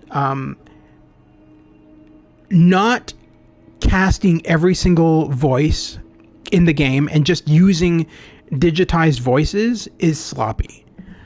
If it were me, I would delay the DLC a tiny bit just to work on the voices so they don't sound like fucking Siri. But that's just me. Like, I don't know. To me, hearing an going, oh, you must go to the woods and find the honey and then find the... It's so fucking robotic. And it sounds terrible. It just sounds like I'm talking to a fucking GPS. The producers are the laziest FKS who ever lived, in your opinion. That's right, Stu. The producers, the fucking guys who made Ubisoft, the guys who made this game, they're fucking bunch of fucking rat fucks. Come on, don't hire fucking Siri to do fucking voices. What are you doing?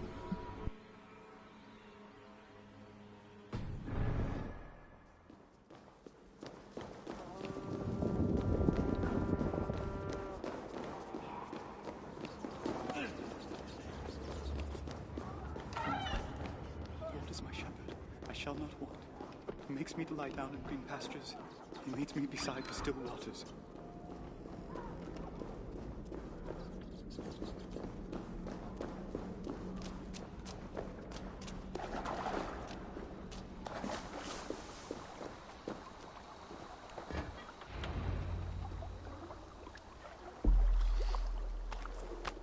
Is his name an anagram of cleric /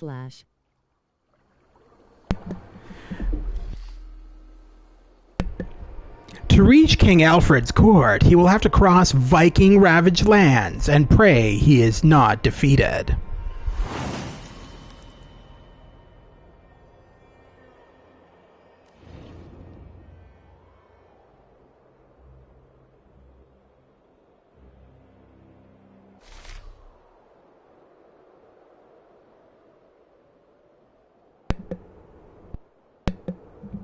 So this is our next one.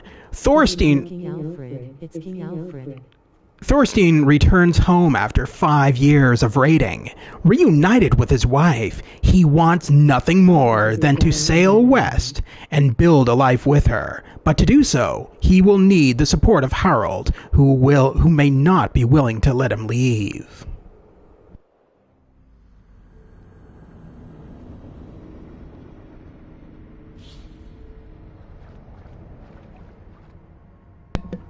Oh, that's interesting.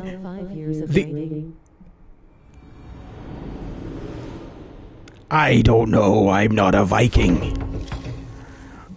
I'm not a Viking, sir. I don't know about 5 years of raiding or anything. They as well say Thorstein returns home after 5 years of betting wenches. Well, fuck off. Leisure Suit Larry, Viking edition. He wants to give up raiding, but must learn all the depravities he learned on his travels. What? What did you do while you were away, Thurston? I fucked about 50 women. All the covers off to bring home. I'll be able to afford another slave this harvest season, at the very least. These Saxons and their books. You'd think they were more precious than their own lives. But if no one lives to speak of what's written down, who will remember it? Not to speak of how they treat their dead. Putting bones or pieces of wood inside gold. That feast looks good. How this honors their god, I'll never understand. Waiting won't make it any easier.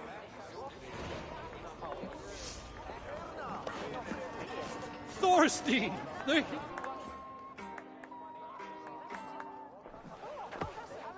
I could not let you pass without experiencing the sting of your wit. The mood I'm in, you'd best hope for a stinging rather than a lashing. Then let's begin. On the Isle of Ely, great riches were won.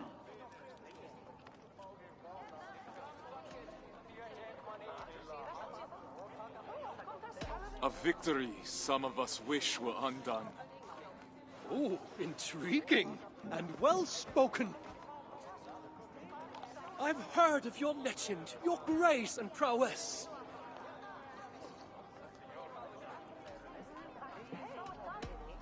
You said it yourself. I've no need to impress.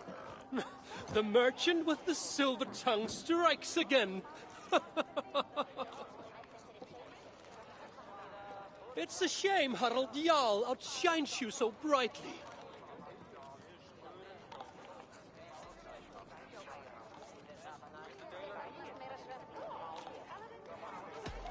Beware that such insults aren't those I take lightly. A proper threat, delivered in perfect rhythm. Oh, how I've missed you, Thorstein. I trust you have been stung enough for now. Thorstein, the hero of many tales.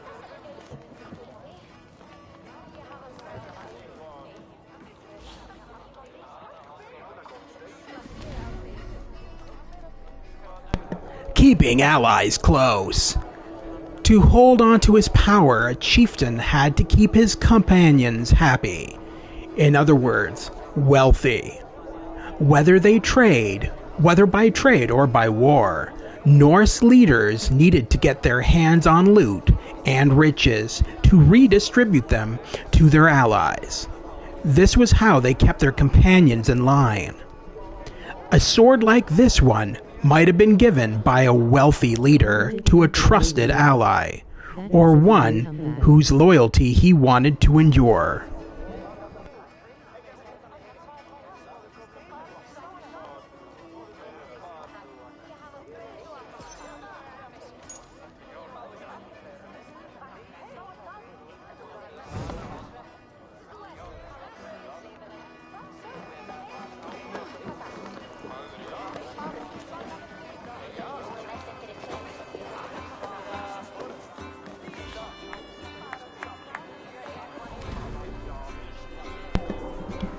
The Great Hall.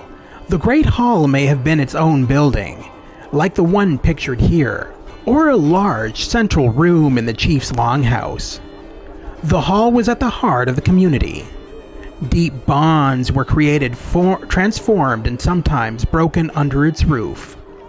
The chieftain's house seen in this picture was reconstructed after archaeologists found remains from a 6th to 10th century longhouse. It is 83 meters long and 9.5 meters wide, making it the longest longhouse ever found.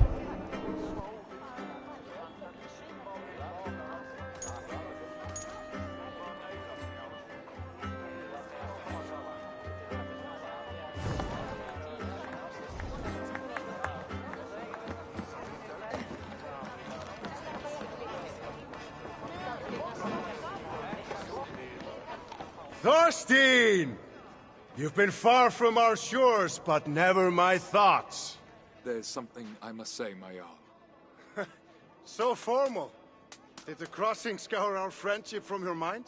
It did not. It's only by friendship that I'm brave enough to speak. Tell me then. I'm listening. I tire of raiding Harold. I want to settle where there's rich, dark soil for the taking. I want to make a place of our own where I can live out my days with my wife. You're young yet, my friend. Plenty of time to grow old with a bouncing infant on each knee. No, my Jarl. I've delayed too long already. Today I search for a ship. I have none to spare. Then I shall purchase one. Commission, perhaps. I hope this folly of yours can withstand a year's wait. That is what it takes. It is no slight to you, my Jarl. My love for you has not waned, but my love for my wife only grows stronger with each absence. I hope you will bless my journey in time. Go.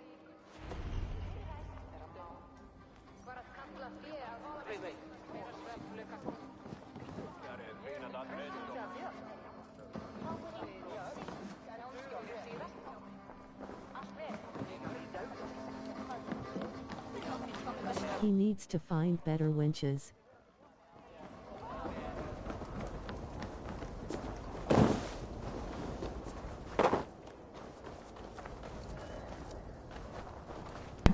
So as you can see, this game, this discovery mode, it covers both Norway and England. So in Norway you play as Thorstein, in England you play as Brother Jarlrich, or whatever the hell his name is. Now these two characters do end up finally at one point in this Discovery Tour mode. They do end up together. Thorstein ends up moving, I believe, to England, actually. And settles there with his wife. Anyway, let's continue.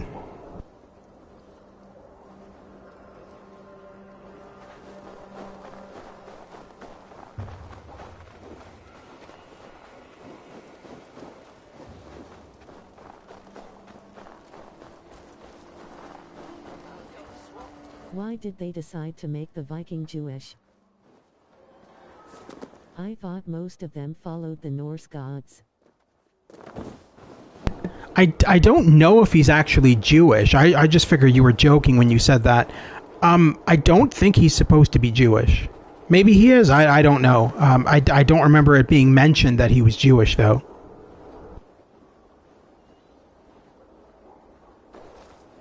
Udi, keeping those hands of yours busy. Huh, they'll be ready to tie knots in the worst winter storms, I swear. And they're going to bring it all the way from Ekondersund? Definitely not. I was joking, but it's still funny slightly smiling face. Ulf, it is good to see you again. I couldn't miss this. I assume it's Stein like a beer mug. Now, could I? My parents have never traveled farther than Notfall, and they complained about the food the whole time. Have you told But if he lived in New York, he would be Jewish. Not yet. They've woven sails for Thorstein. Ulla, it's been a long time. It has. Time has hardened you, my friend, as it has me. Not yet. They've woven sails for Thorstein before. No need for them to know that this time. Well, how did it go with Harald? Harold will not stand in our way, but neither will he help us. Oh, at least he could give you his blessing. He did not. Oh, my love. He will come around.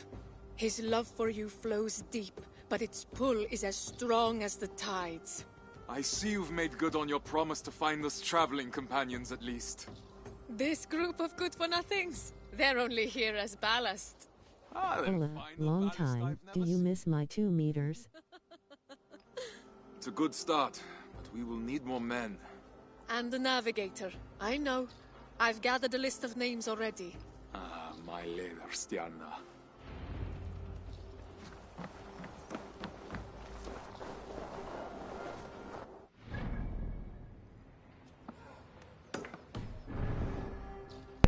Ah, my leader Hosen, thank you so much for getting me the list of people to go on our trip with us.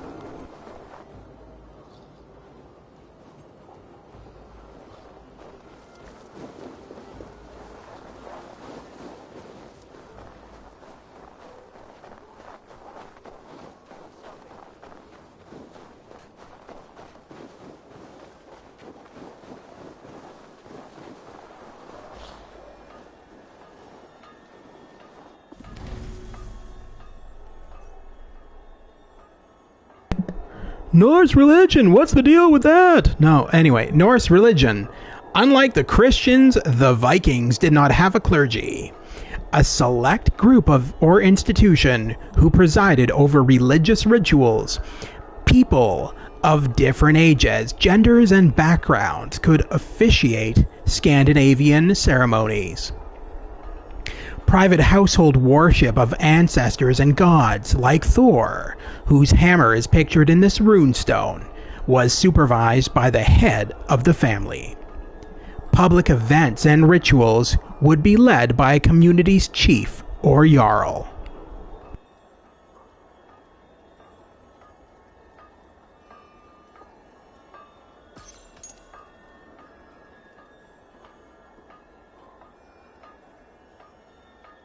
Private household worship.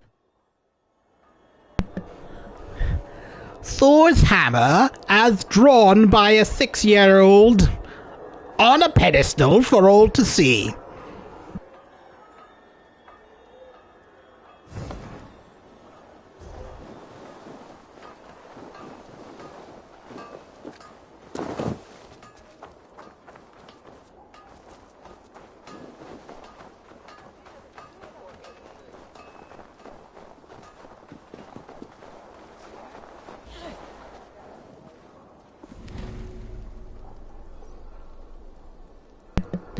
Taboos on the high seas.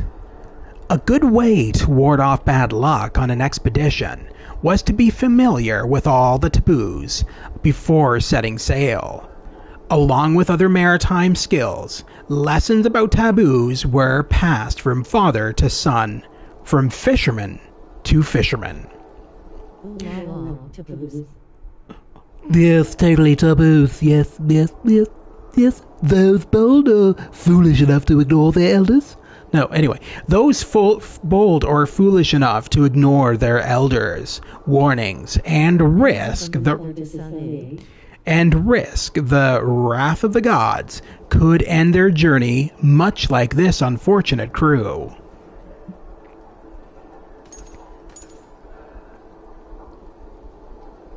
Yeah, they look unfortunate.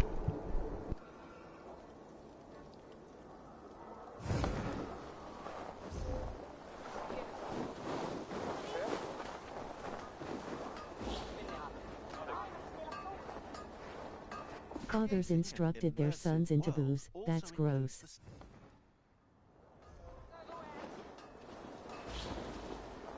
Creating an immersive world also includes the sounds triggered when Eivor interacts with her or his surroundings. Shown here are coloured surfaces that play a specific sound when the player walks on them. Yes, every item with sound and animation is labelled in the game's engine. A brown square indicates a wooden sound, probably because wood is brown, I'm not sure, while yellow squares signal a fabric-like sound. When the player walks on or touches one of these hidden squares, the noise it's linked to triggers automatically. But there's another side to this coin, and it's a sinister one. With this system, developers were also able to create noise traps that can reveal the player's presence to nearby enemies.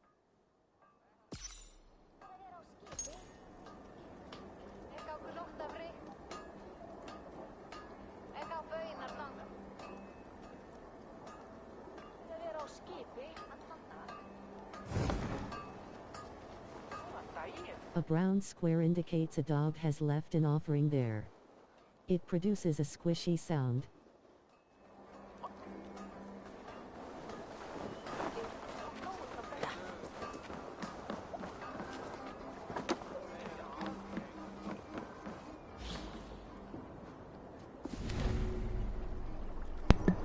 Blessing the ship. The keel pictured here was the backbone of the ship. According to legend, there was a christening ritual for boats called blooding the keel. The term seems to hint at some kind of human or animal sacrifice to please the gods. However, it was likely just a metaphor. Metaphors and similes were often found in Norse poetry and legends. Holy shit, Batman. Yeah. Blooding the keel may have meant getting the ship's feet wet or putting her in the water. Holy hell, Batman! Oh my god, I hated the original fucking Robin in the... Okay, so after the 1960s live-action series, Casey Kasem's version of Robin was so fucking annoying. Oh my god, Batman! Look, there's a letter from the Riddler. And he writes, "I'm going to get you, Batman." I'm like, oh my god, why do you sound like a fucking idiot?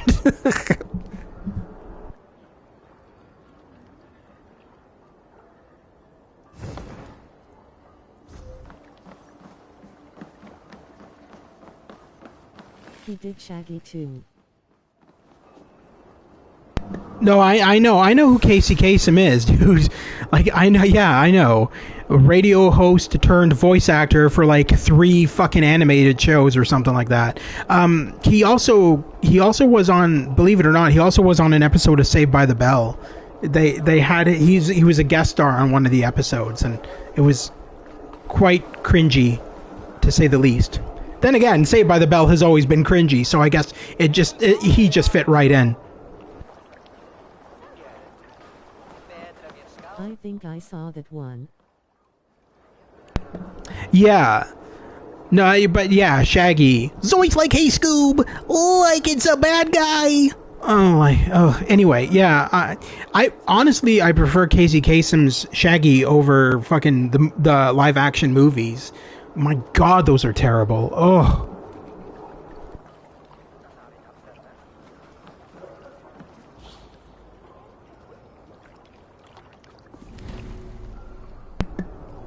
Curing fish. Fish, Fiskar, was mostly consumed after it was dried. To dry a fish, one simply placed the catch of the day on a wooden frame and let the sun and fresh air do the rest. By the end of the day, the fish would be dried and ready to eat.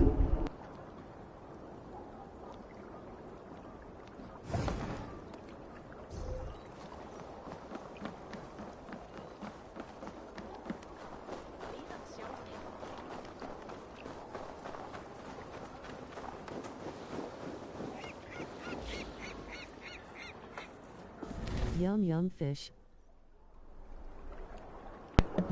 I know, right? I totally like me a little bit of fish every morning. Not really, but... The sail.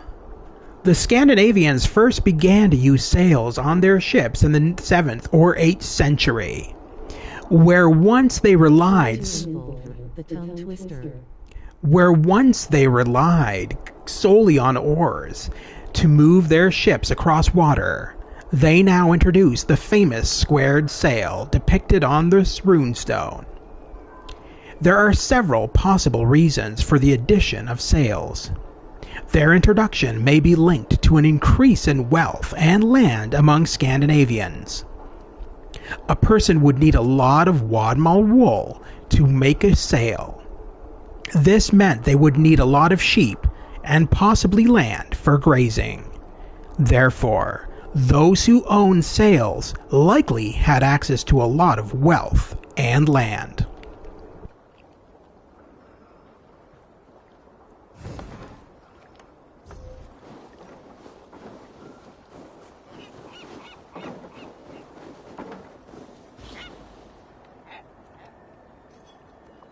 Now, you can't make a Viking game without an awesome longship. It's the law.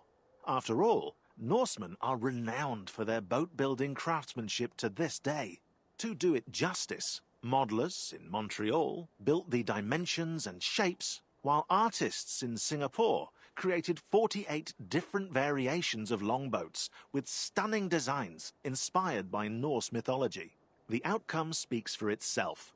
A slick, clinker-built hull for hydrodynamism, shallow keels to sail in low waters, and even a removable mast to pass under bridges. Now set sail, and may you have fair winds and following seas. Don't forget your sandwiches.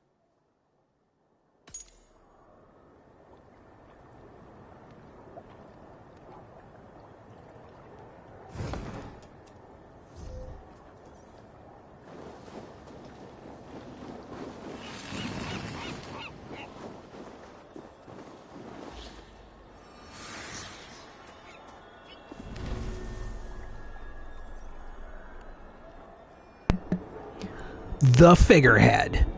Figureheads, as seen here, were often sculpted into wild animals or monsters. They were not just decorations, they were intended to frighten the protective spirits or landvitir of hostile territories. When the Vikings wanted to ensure a successful military or commercial expedition, they showed the ship's figurehead as they drew near the shore to intimidate the landvitir of their rivals and enemies. When they were visiting a friendly territory, the Vikings did not want to offend or frighten the local spirits. On these occasions, they would remove the figurehead from the prow for a less threatening arrival.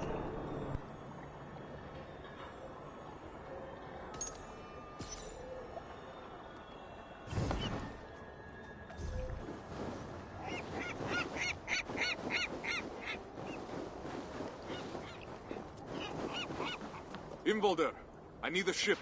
My wife and I leave for the land across the sea. Harald won't pay for such a vessel, I'm sure. Did you really fill your pockets that well on your last raid? I have gold enough to cover the cost. Wood, sails, and all? Gunhilda's family will provide the sail. The rest I will purchase. Ah, you're a lucky man. I know. Speak with Skaga for a pine mast then, and yarn for the nails. Tell him I'll expect him to be on time with his deliveries in the future. I'll see what I can do.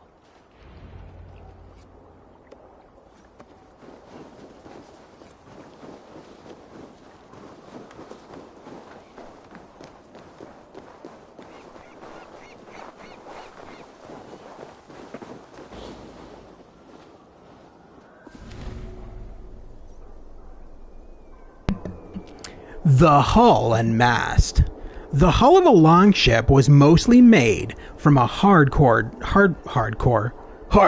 tree, chosen for its solidity. The hardwood was carefully split along the grain with an axe to make the boards flexible. The mast of a longship was made from soft wood, which offered not only flexibility, but length. The trees used in building long ships varied according to region. For example, oak trees were common in Denmark and were likely fashioned into longships. In Norway, ash or pine trees would have been used instead. This reconstructed ceremonial longship offers an excellent example of a typical hull and mast.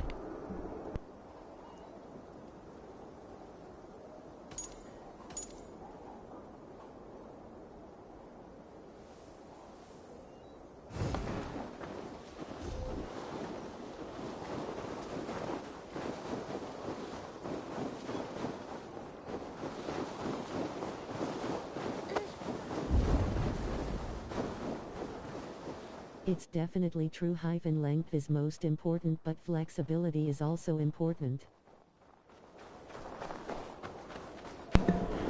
We're still talking about ships, right?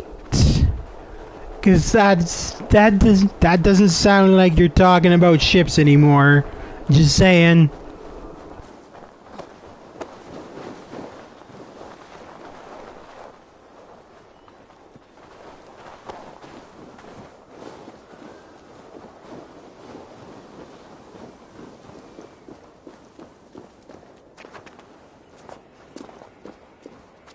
Oh, ships?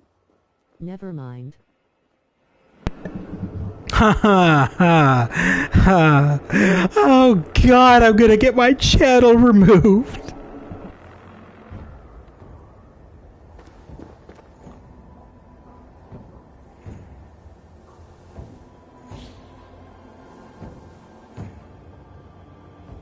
As longhouses were at the centre of Norse communities, it was only natural that they'd be at the forefront of AC Valhalla. Just like any true Viking, Eivor hosts feasts, plans battles. I already put in several complaints. But what about its design? The art direction team first took a scouting trip to Lofoten, Norway, to immerse themselves in the land and bring back references. And chocolate. From these pictures, modelers and artists designed variations of paint patterns, carved animals, frescoes, and so on, for players to enjoy and use to customize their settlements. It's funny what just happened. Saxon longhouses, on the other hand, were designed with different materials, such as hay and lime, and less detailed engravings. Can't have them steal the show. Like any Viking, Eivor sleeps in her longhouse.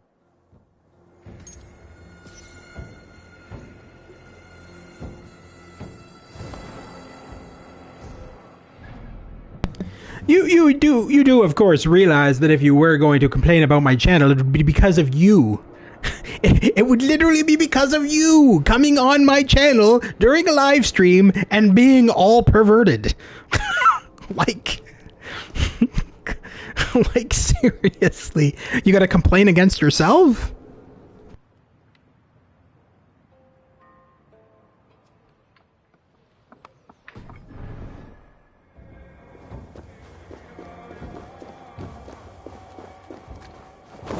Now it's because of Jasper.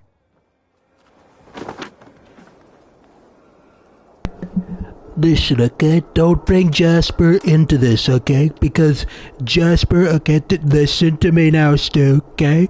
Jasper is not here. Jasper's away for a week. Thank God, because the channel would be 10 times worse. And then I would have to talk to YouTube and talk about censoring and all that kind of stuff because Jasper needs to be censored on a regular basis, okay?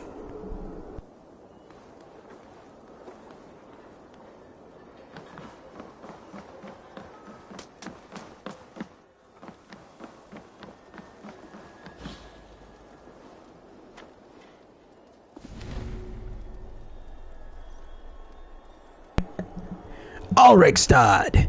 The North Way was an important route. Whoever controlled it controlled trade. By the end of the 800s, Ulrikstad had become the seat of royal power and was the starting point for both commercial and military expeditions.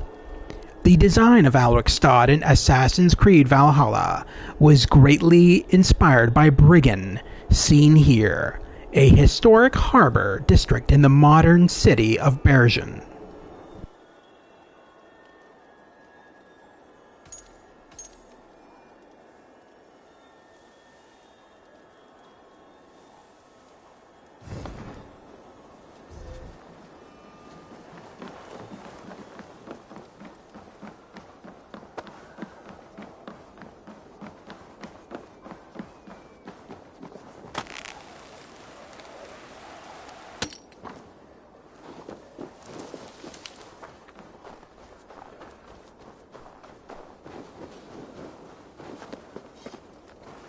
Are you looking for... Ingvaldur sent me.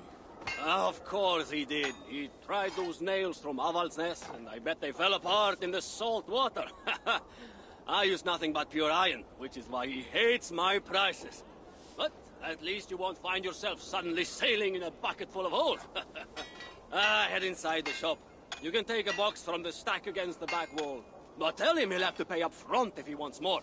I'm the one funding the construction of this ship. You will be paid in full. I have no doubt. Eventually. Imbaldir makes ships that sing on the ocean waves. But mundane thoughts of silver and debt never seem to enter his mind. Don't worry, I'll talk to him. Go get your nails.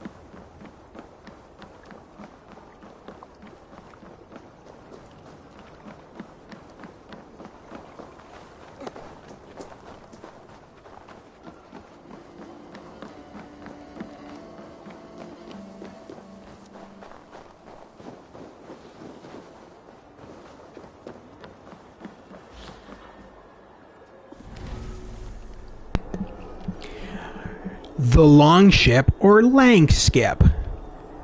To build a longship, one first added the keel, the backbone of the ship, to the hull. The hull was clinker built. Its planks overlapped each other like fish scales.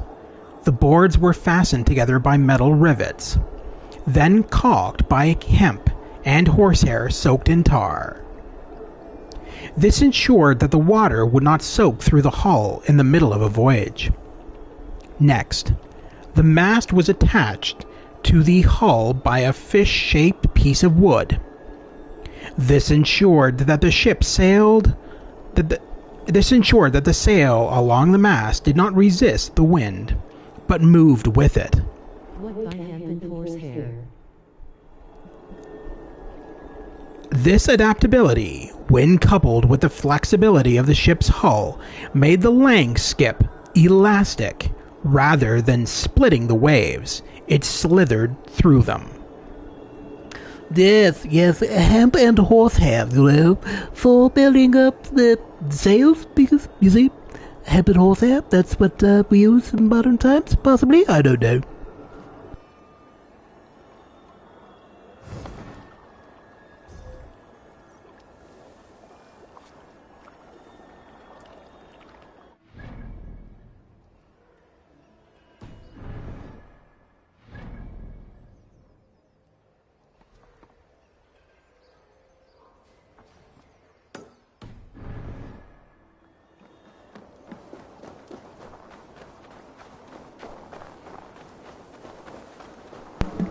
I remember this woman.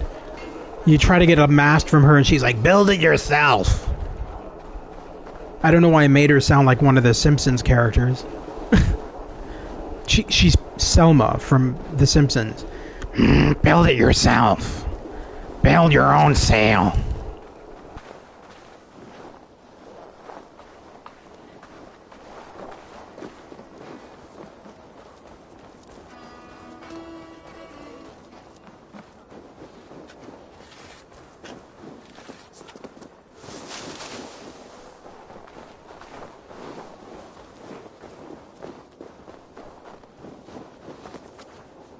Thorstein. What brings you to my yard? Imvolder sent me. Oak or pine? I'm sorry, what? New to shipbuilding, are you? Come with me. You'll learn better by doing.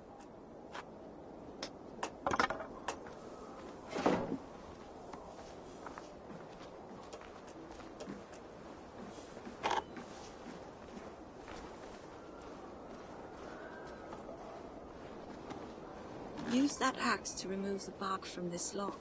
Underneath you will find silken pine, flexible and light, that will bend in the wind. Perfect for a mast. Once you have a sense of the wood, come find me and I will show you another.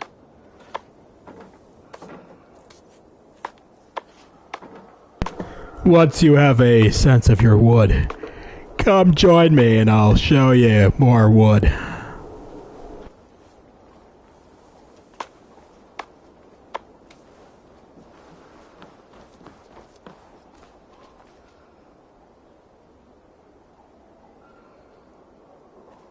Tap in the wedges gently. We want this log to split as straight as possible.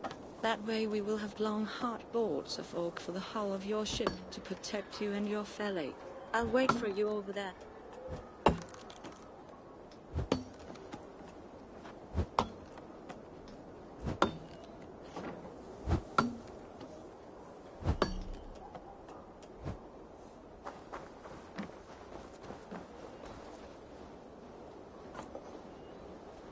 Planing the wood ensures a tight fit between the boards, leaving no gaps or knots that might give way in the middle of the sea.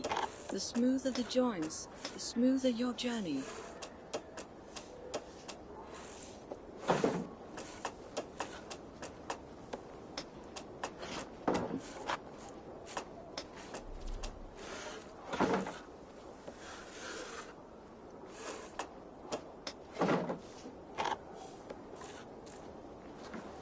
Now, which type of wood did Imvolder send you for?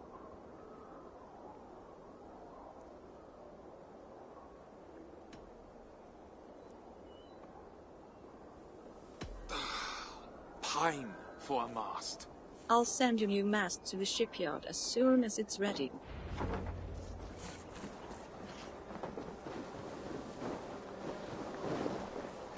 At least in this part of the game, they don't sound like Siri. Oh my god, that last fucking scene in the England.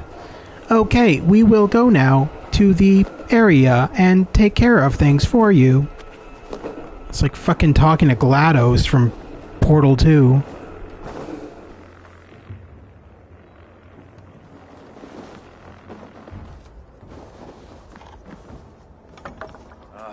Finally you return. Now, there's one last step to take. Come with me. Which animal would you like best for your prow?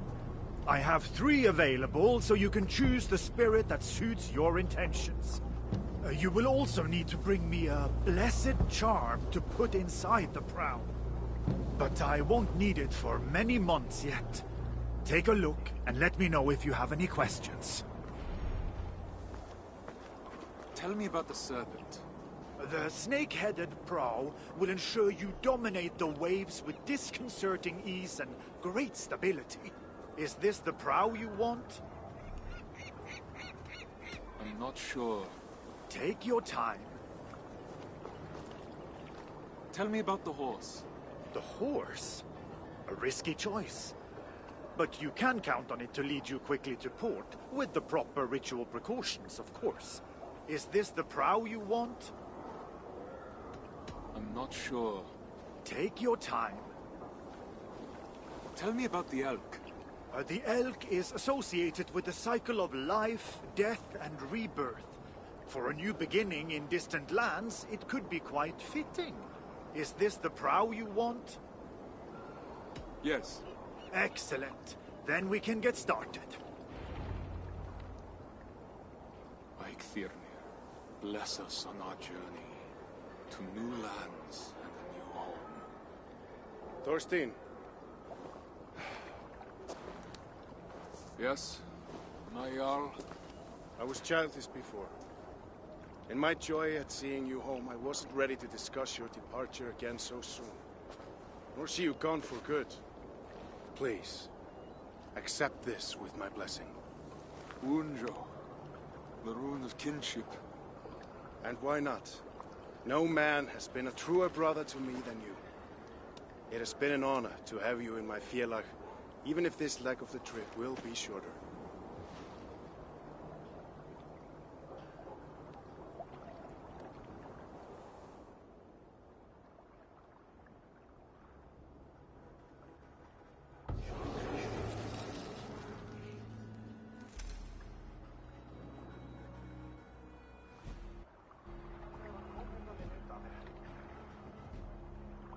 The day has finally come.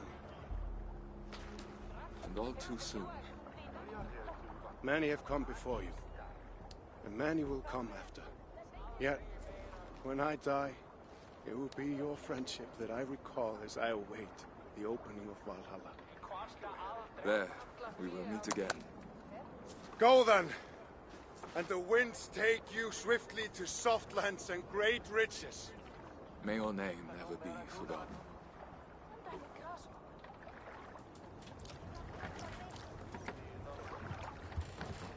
A fine ship for a fine man. And the finest craftsmanship I've ever laid eyes on.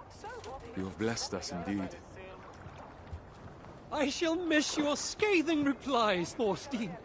And I'll miss your insufferable arrogance. God smile on you, my friend. You still owe me for that last box of nails. Imvolder told me he paid. I'm just playing with you. Be well, Thorstein. And you. Treat her well, Thorstein. Oh, my wife will make sure of it. I've never seen a woman more in love with a boat. And I've never seen so fine a sail. If you ever return, I will have work for her. And I can apprentice myself to Skaga. A sound plan.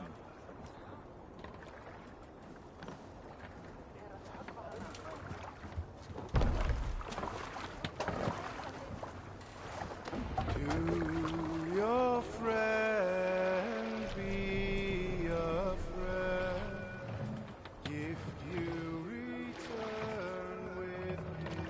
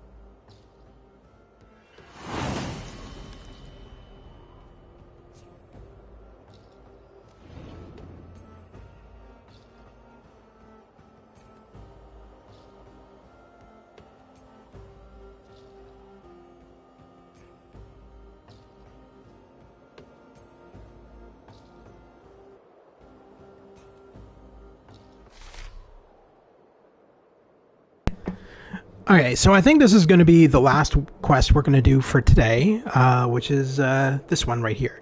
In a race against time and the elements, Thorstein and Gunhilda must gather the final people and provisions and a new navigator for their journey across the sea, or risk losing everything for a dream that will never come to pass.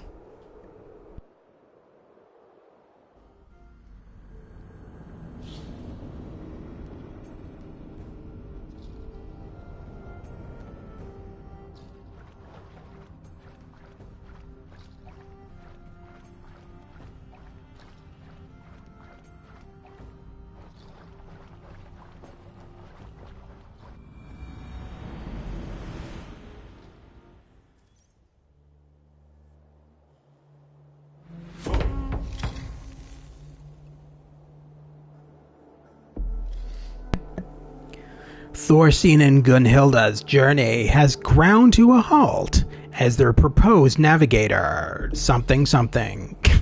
If they are to reach England before the winter storms arrive, they will need to find a navigator and replacement crew.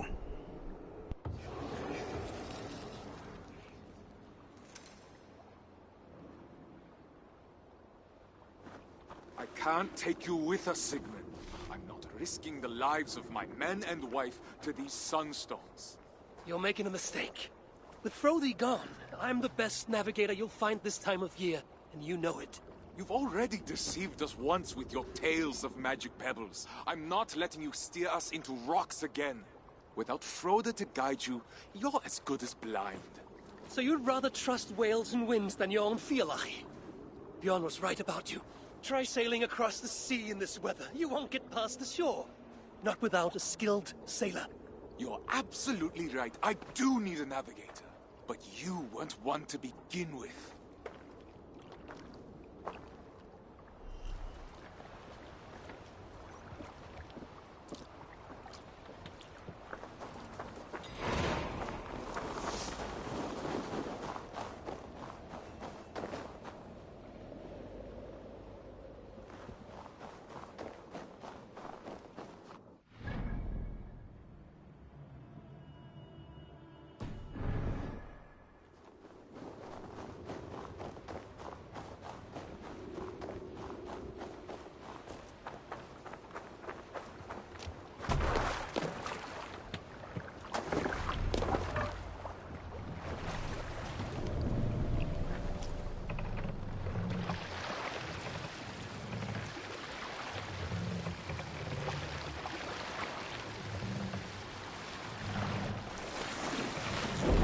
Well? No good.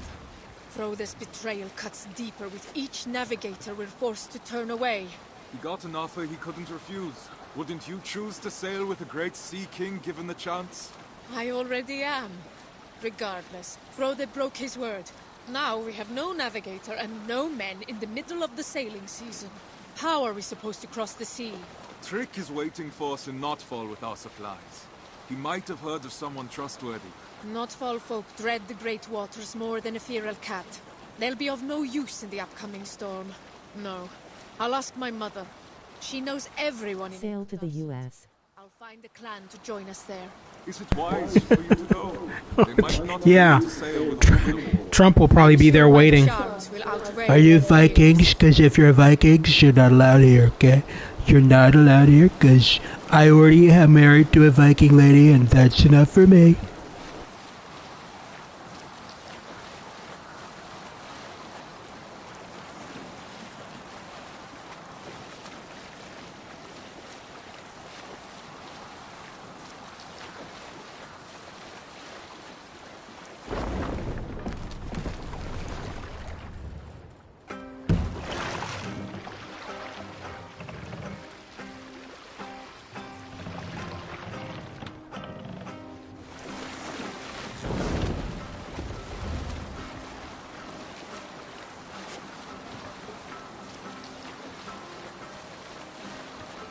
Obama has led in raiders and pillagers. Trick looks busy with our supplies. Good man. I'll be off then, to find the men we need. Be swift, my love. We'll meet you in Ekundersund once the boat is loaded.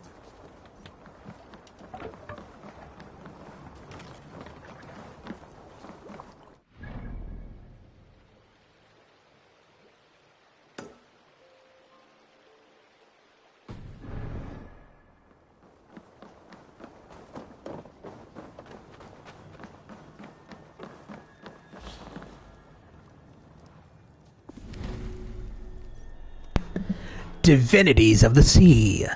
Many divinities oversaw the seas and oceans. One of the most important was Njord, a god from the Vanir tribe, father of the twin fertility gods Freyr and Freya. Njord looked over after the sea, the wind, and fishermen, like those aboard his ship. Another sea divinity was Aegir. He was not a god, but a glant. Jesus Christ, but a giant. The fuck is a glant? And the embodiment of the sea itself. Oh, Jesus. His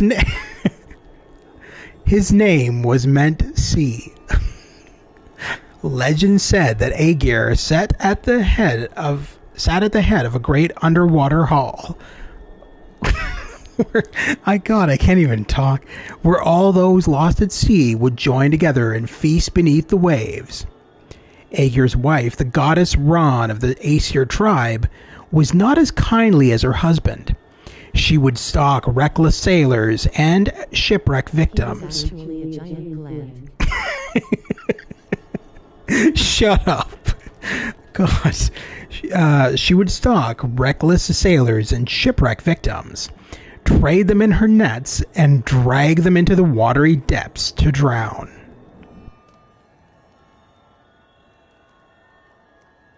I played this text adventure online once where I was eaten by a gaint bug. A gaint bug. Well, there you go. See? That's almost as bad as the ending of the Ghostbusters game. Congratulations! You rescued our heroes! Because congratulations is a real word. Don't know what language, but it's a real word. Maybe. Possibly. Probably not.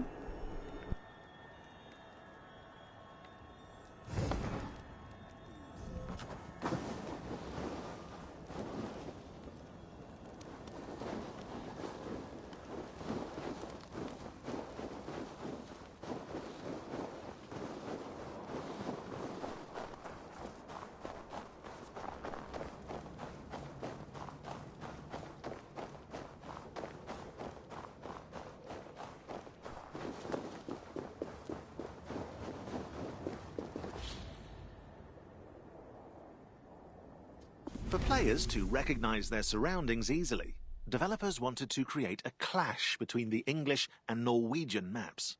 So Norwegian landscapes are covered with ice and snow, with little road to travel by land. While Scandinavia wasn't as barren as we're made to believe, the harsh and uninviting land depicted in AC Valhalla means to push the player towards England and continue Eivor's journey. To do so, level artists, tech artists, and level designers used the Lofoten Island as a visual reference to emulate its rough landscapes. Through shapes and outlines, the designers made the world feel treacherous. While England's flora is lush and lively, the grass is always greener on the other side of the sea.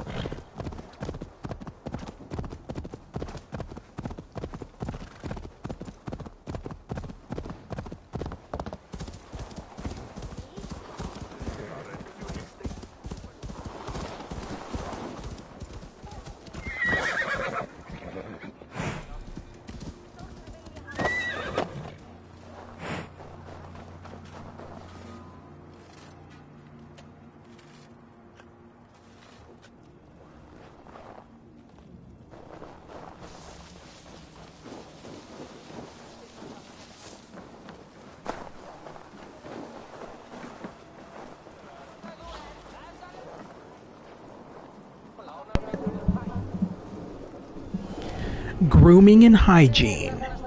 Men would trim their beards and comb them. Their combs were finely crafted from wood, metal, and bone. As seen in this image, they would also braid their beards and bead them for decoration. Women cared for the long hair, braiding in style. Both men and women bathed regularly. These rigorous standards for personal grooming were more easily met by people of high social status. They had more time and money to spend on hygiene.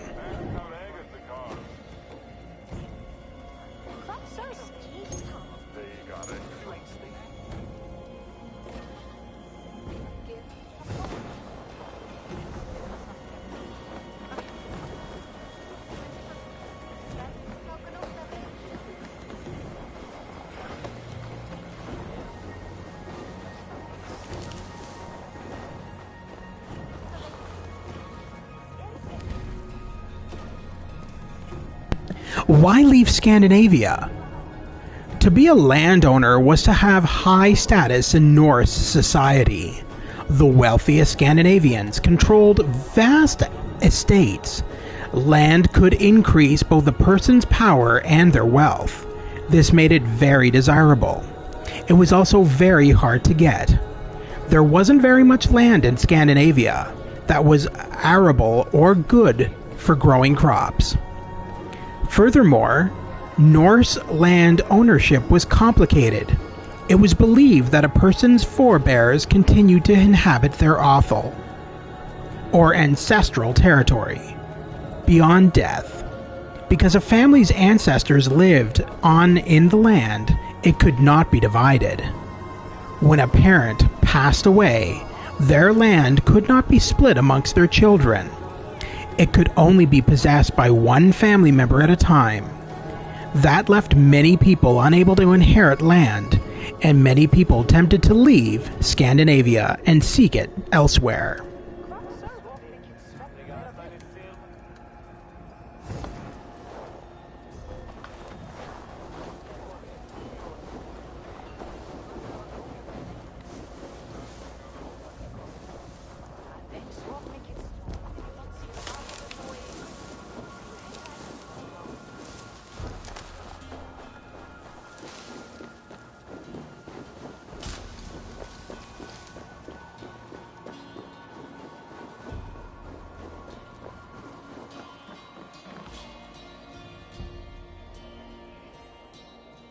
It's difficult to set oneself apart in a sea of Viking-themed media, but it was the challenge marketing and art teams faced when creating AC Valhalla's visual identity. Together, they designed logos and crests, selected fonts and colors and interfaces. As a result, 50 different logos were created for the brand to find the right fit. The 2 axes logo on the bottom right of this picture. They must have been exhausted. The turquoise color was added early on as a nod to the aurora borealis that illuminate the Norwegian skies. 2 axes for dual wielding form the A of Assassin's Creed. At their end, the outline of a longhouse rooftop, with delicate engravings to underline Norse crafting skills. Finally, the faded grid in the background serves as a reminder of the Animus simulation.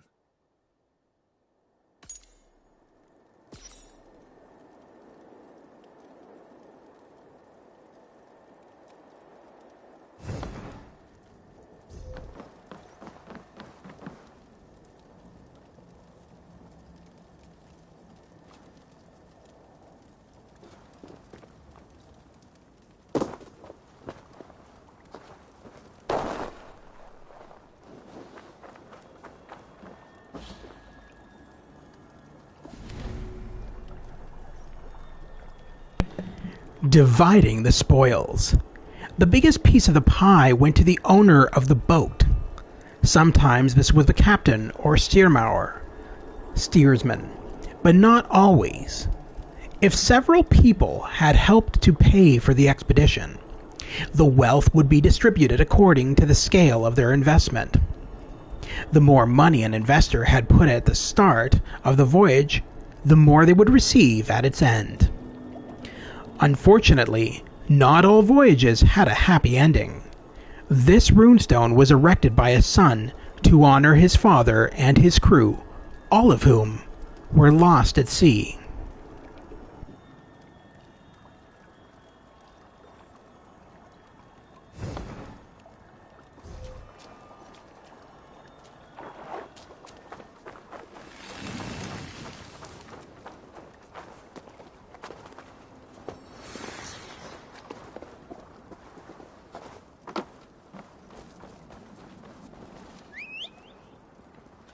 should check up on Trig.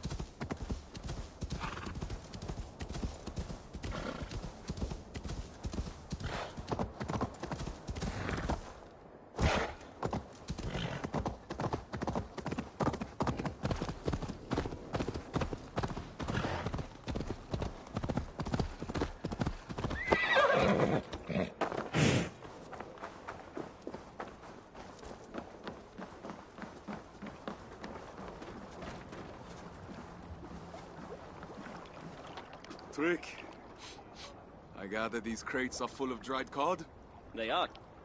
And the other ones have hard bread, mead, and wool canvases for the crew. Excellent. You have served us well for many years now, Trig. Faithfully. I can't say it was a pleasure, but you've treated me with respect. I'm grateful for it. Now, I hope my debt has been paid. In full.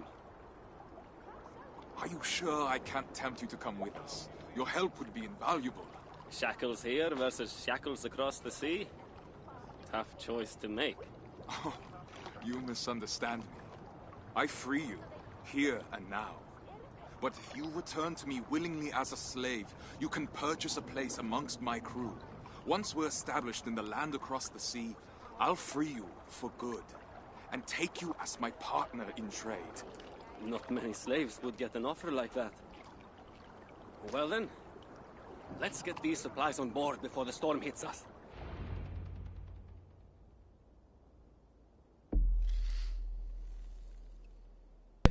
As Thorstein and Trig load the ship, Gunilla makes her way towards something that I don't know because the screen faded out.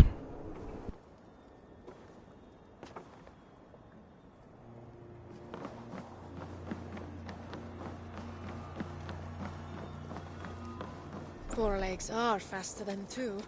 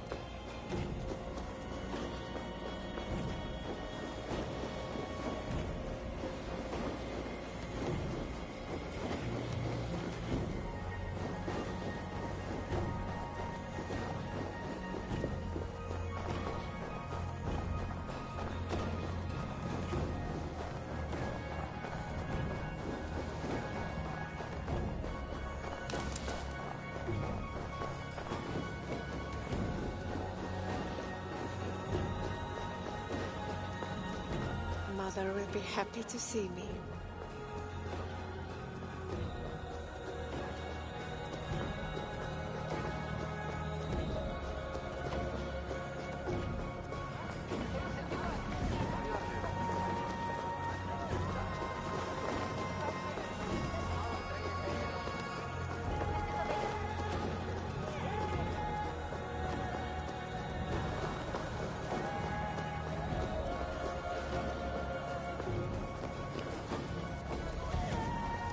seem to have been visited by Goddess Freya herself.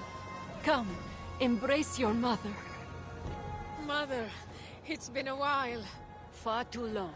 The sheep miss you, Gunhilda. They can't bear the thought of losing you to the land across the sea. They might not have to. Whatever is troubling you, my love, we will remedy it. We need more men. The clan we recruited has decided to remain on land. We're left with no navigator nor crew. Some clans have just returned from the sea. I've seen them camp nearby. I can take you to them, but you'll have to be persuasive. Do you doubt my abilities, Mother? I wouldn't dare. You've always had wits sharper than Gungnir. I can only hope that just like Odin's spear, you will return to me. You know we must go where our opportunities lie. This land is overcrowded. We want our own fields, to harvest our own crops. All right. I won't push any further. Your father will be heartbroken. And you won't be? My heart broke the day you left our home.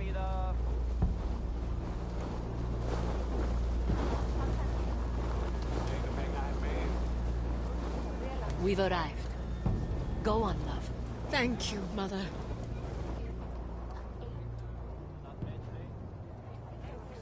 Free men of Eikundarsund, heed my call. We are looking for those brave enough to divide the whale road with us. You! Will you come with us? It's bad luck to sail with a woman. I won't sail with you. Good. We'd have no use for your lack of judgment on board. Bondi, join us. My men and I have just returned from years of Vikingur with Guthrum's warband. It's time for us to tend to our crops and see our children grow. When do you leave? Today. Have you sailed before? My husband sailed with Harald Jarl himself. He sailed enough for both of us. I've learned to be wary of boastful spirits. Your word alone isn't enough. How can I convince you to accompany us? Well, why are you leaving our northern land?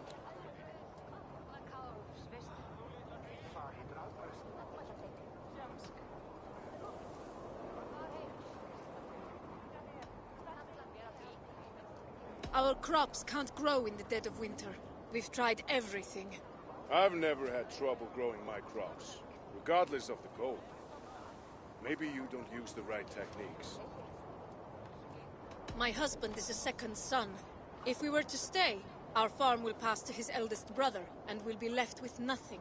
I understand that all too well. My men and I have found this temporary campsite, but we've got nowhere to go. Then come with us. It does sound tempting. Would you have enough supplies for all my men?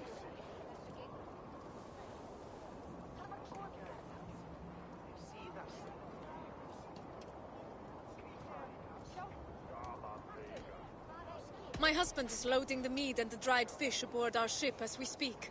We'll have plenty for everyone. How will we be sleeping? We'll protect ourselves with wool canvases. That should be enough. How will you find your way across the sea? My husband has met with a sea rider using these rocks he called sunstones. Tell your husband this man is a liar. Sunstones are rarely used for a reason. We'll observe the signs Midgard has given us. The birds, the currents, the stars. The spirits will show us the way. We need someone to interpret it. You're right. I can help you around these shores, but in the midst of the wave world, we'll need an expert. We? Have you decided to come? I have. You speak true and my men are ready to settle. I'm honored. Gather your men and your things. I'll take you to our ship.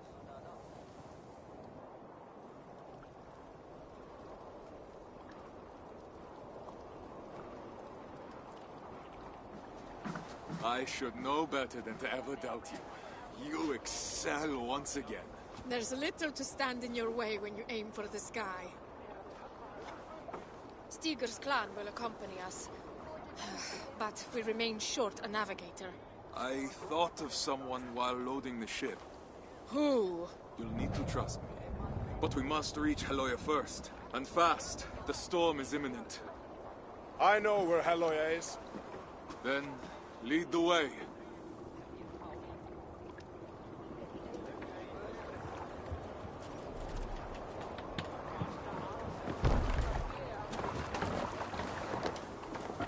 We must exit the fjord. Sail right.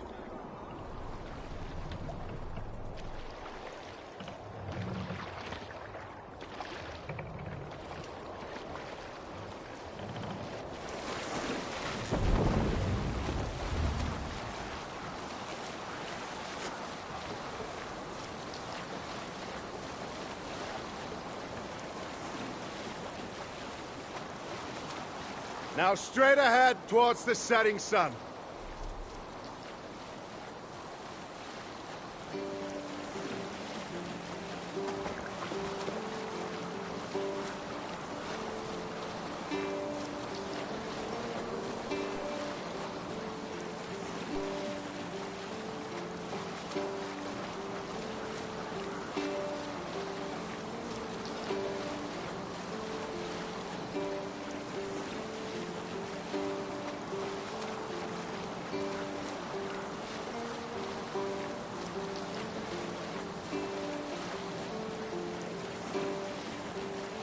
Now, get closer to the shore, but make sure to keep the rocks on your left and the land on your right. We don't want to damage the hull.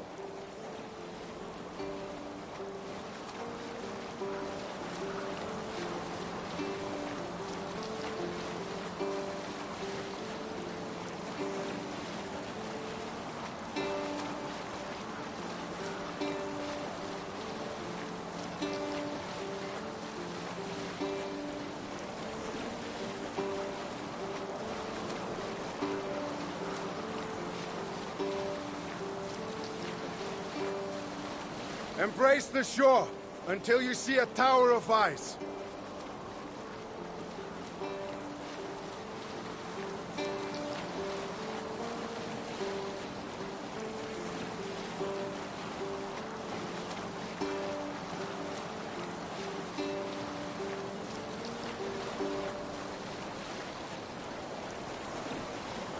There! The ice tower! Sail towards it! But beware, we're in shallow waters now.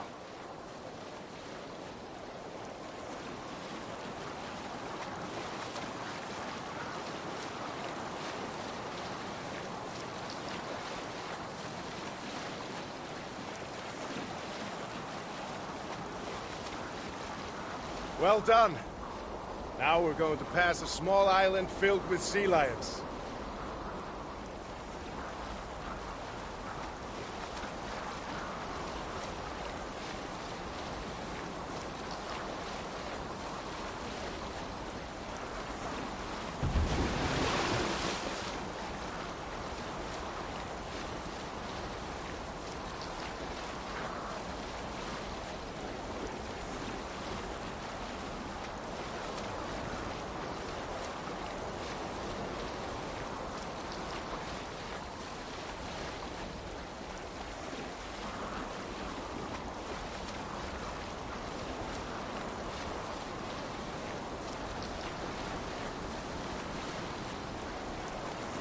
Past the Sea Lions Island. Our destination is ahead. Do not lose your course through the storm.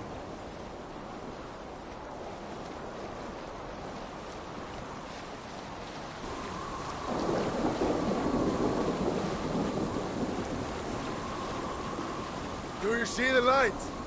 Go towards it. It's our destination.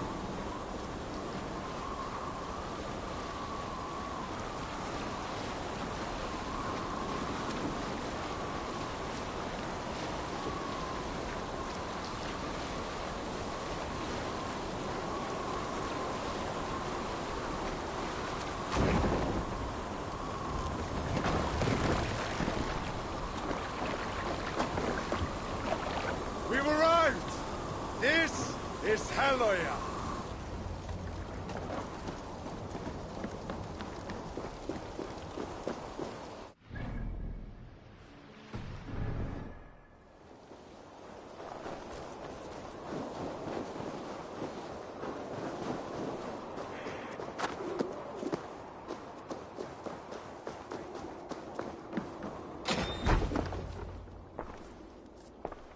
shouldn't be here. Bjorn, brother, I've come to... Brother? When have we ever been brothers? We were in the same Filak, Bjorn. We've sworn oaths to respect, support, and protect each other. They still hold true for me. Those oaths were broken long before my exile, Thorstein, by both of us. You might have forgotten, but I've had years of solitude to remember. Your scorn will be the death of us all. I haven't forgotten, but I refuse to let the past haunt my future. Maybe you should do the same.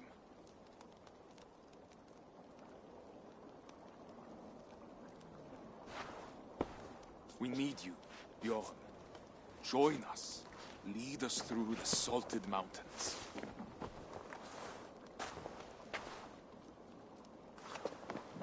Is this a trick?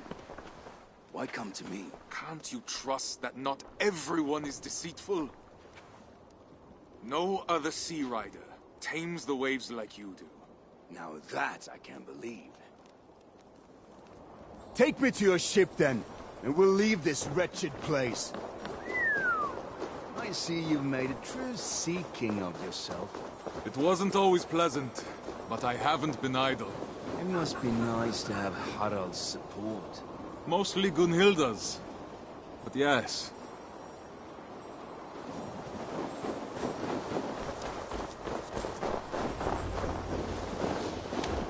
Gunhilda, you haven't changed. That's enough from you. Leave us. As merciless as the Northern Sea. I know what you're going to say. Yet it didn't stop you from making such a foolish decision. You would have never agreed. And with good reason. How are you so quick to forget? I'm not. I don't trust him. Neither do I. But he's in that boat as well. He won't put us all in danger. And after that? After that, we'll part ways. The Isle of Britannia has plenty of land to spare. Oh, may the gods hear you.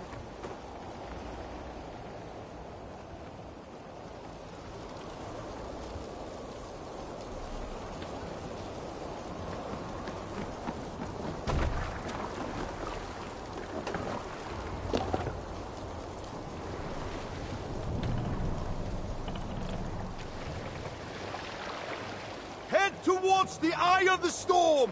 Brace yourselves! The road is treacherous!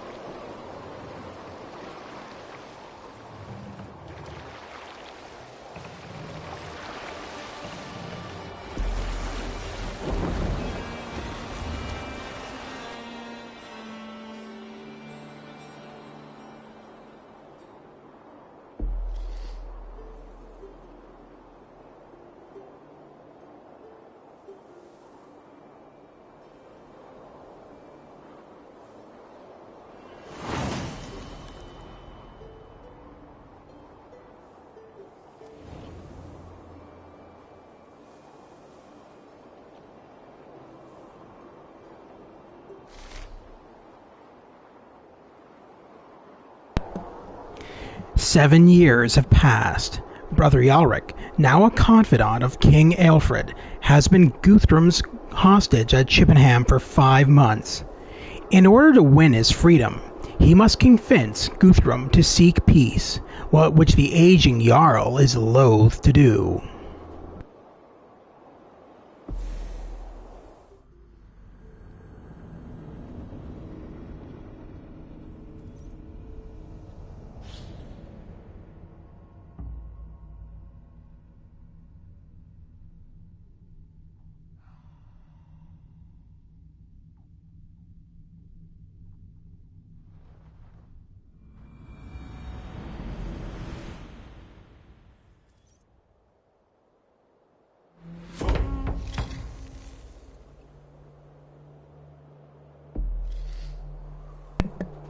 Brother Yalric has been Guthrum's hostage for many months, while the tide of battle has turned in Aelfred's favor.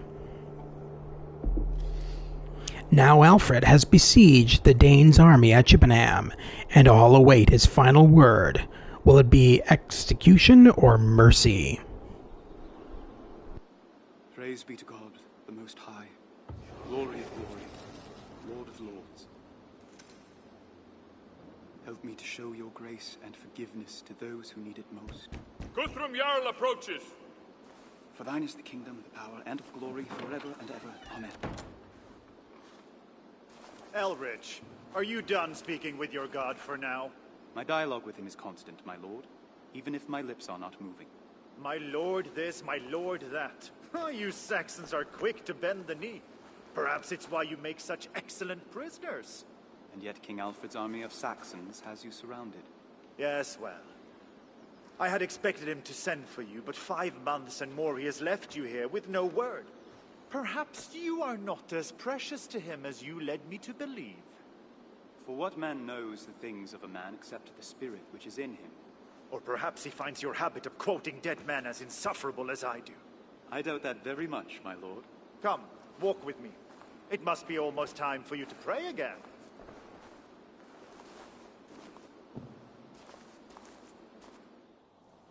I'll speak plain.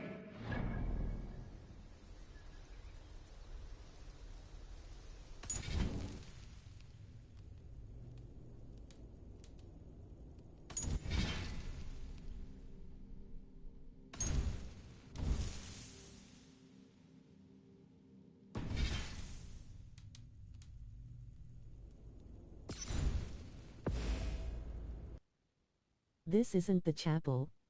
No, it isn't. Odd hour.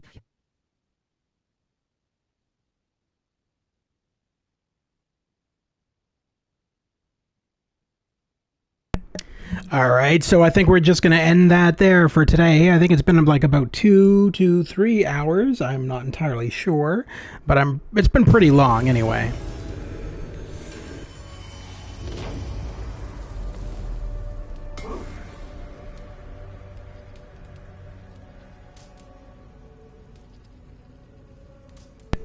Let me just get to the main menu here so that I am not cut off by audio, which this game seems to be full of.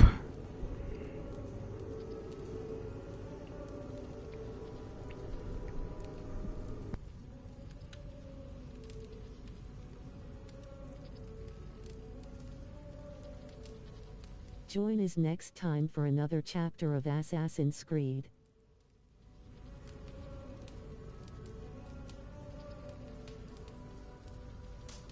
Assassin's Creed.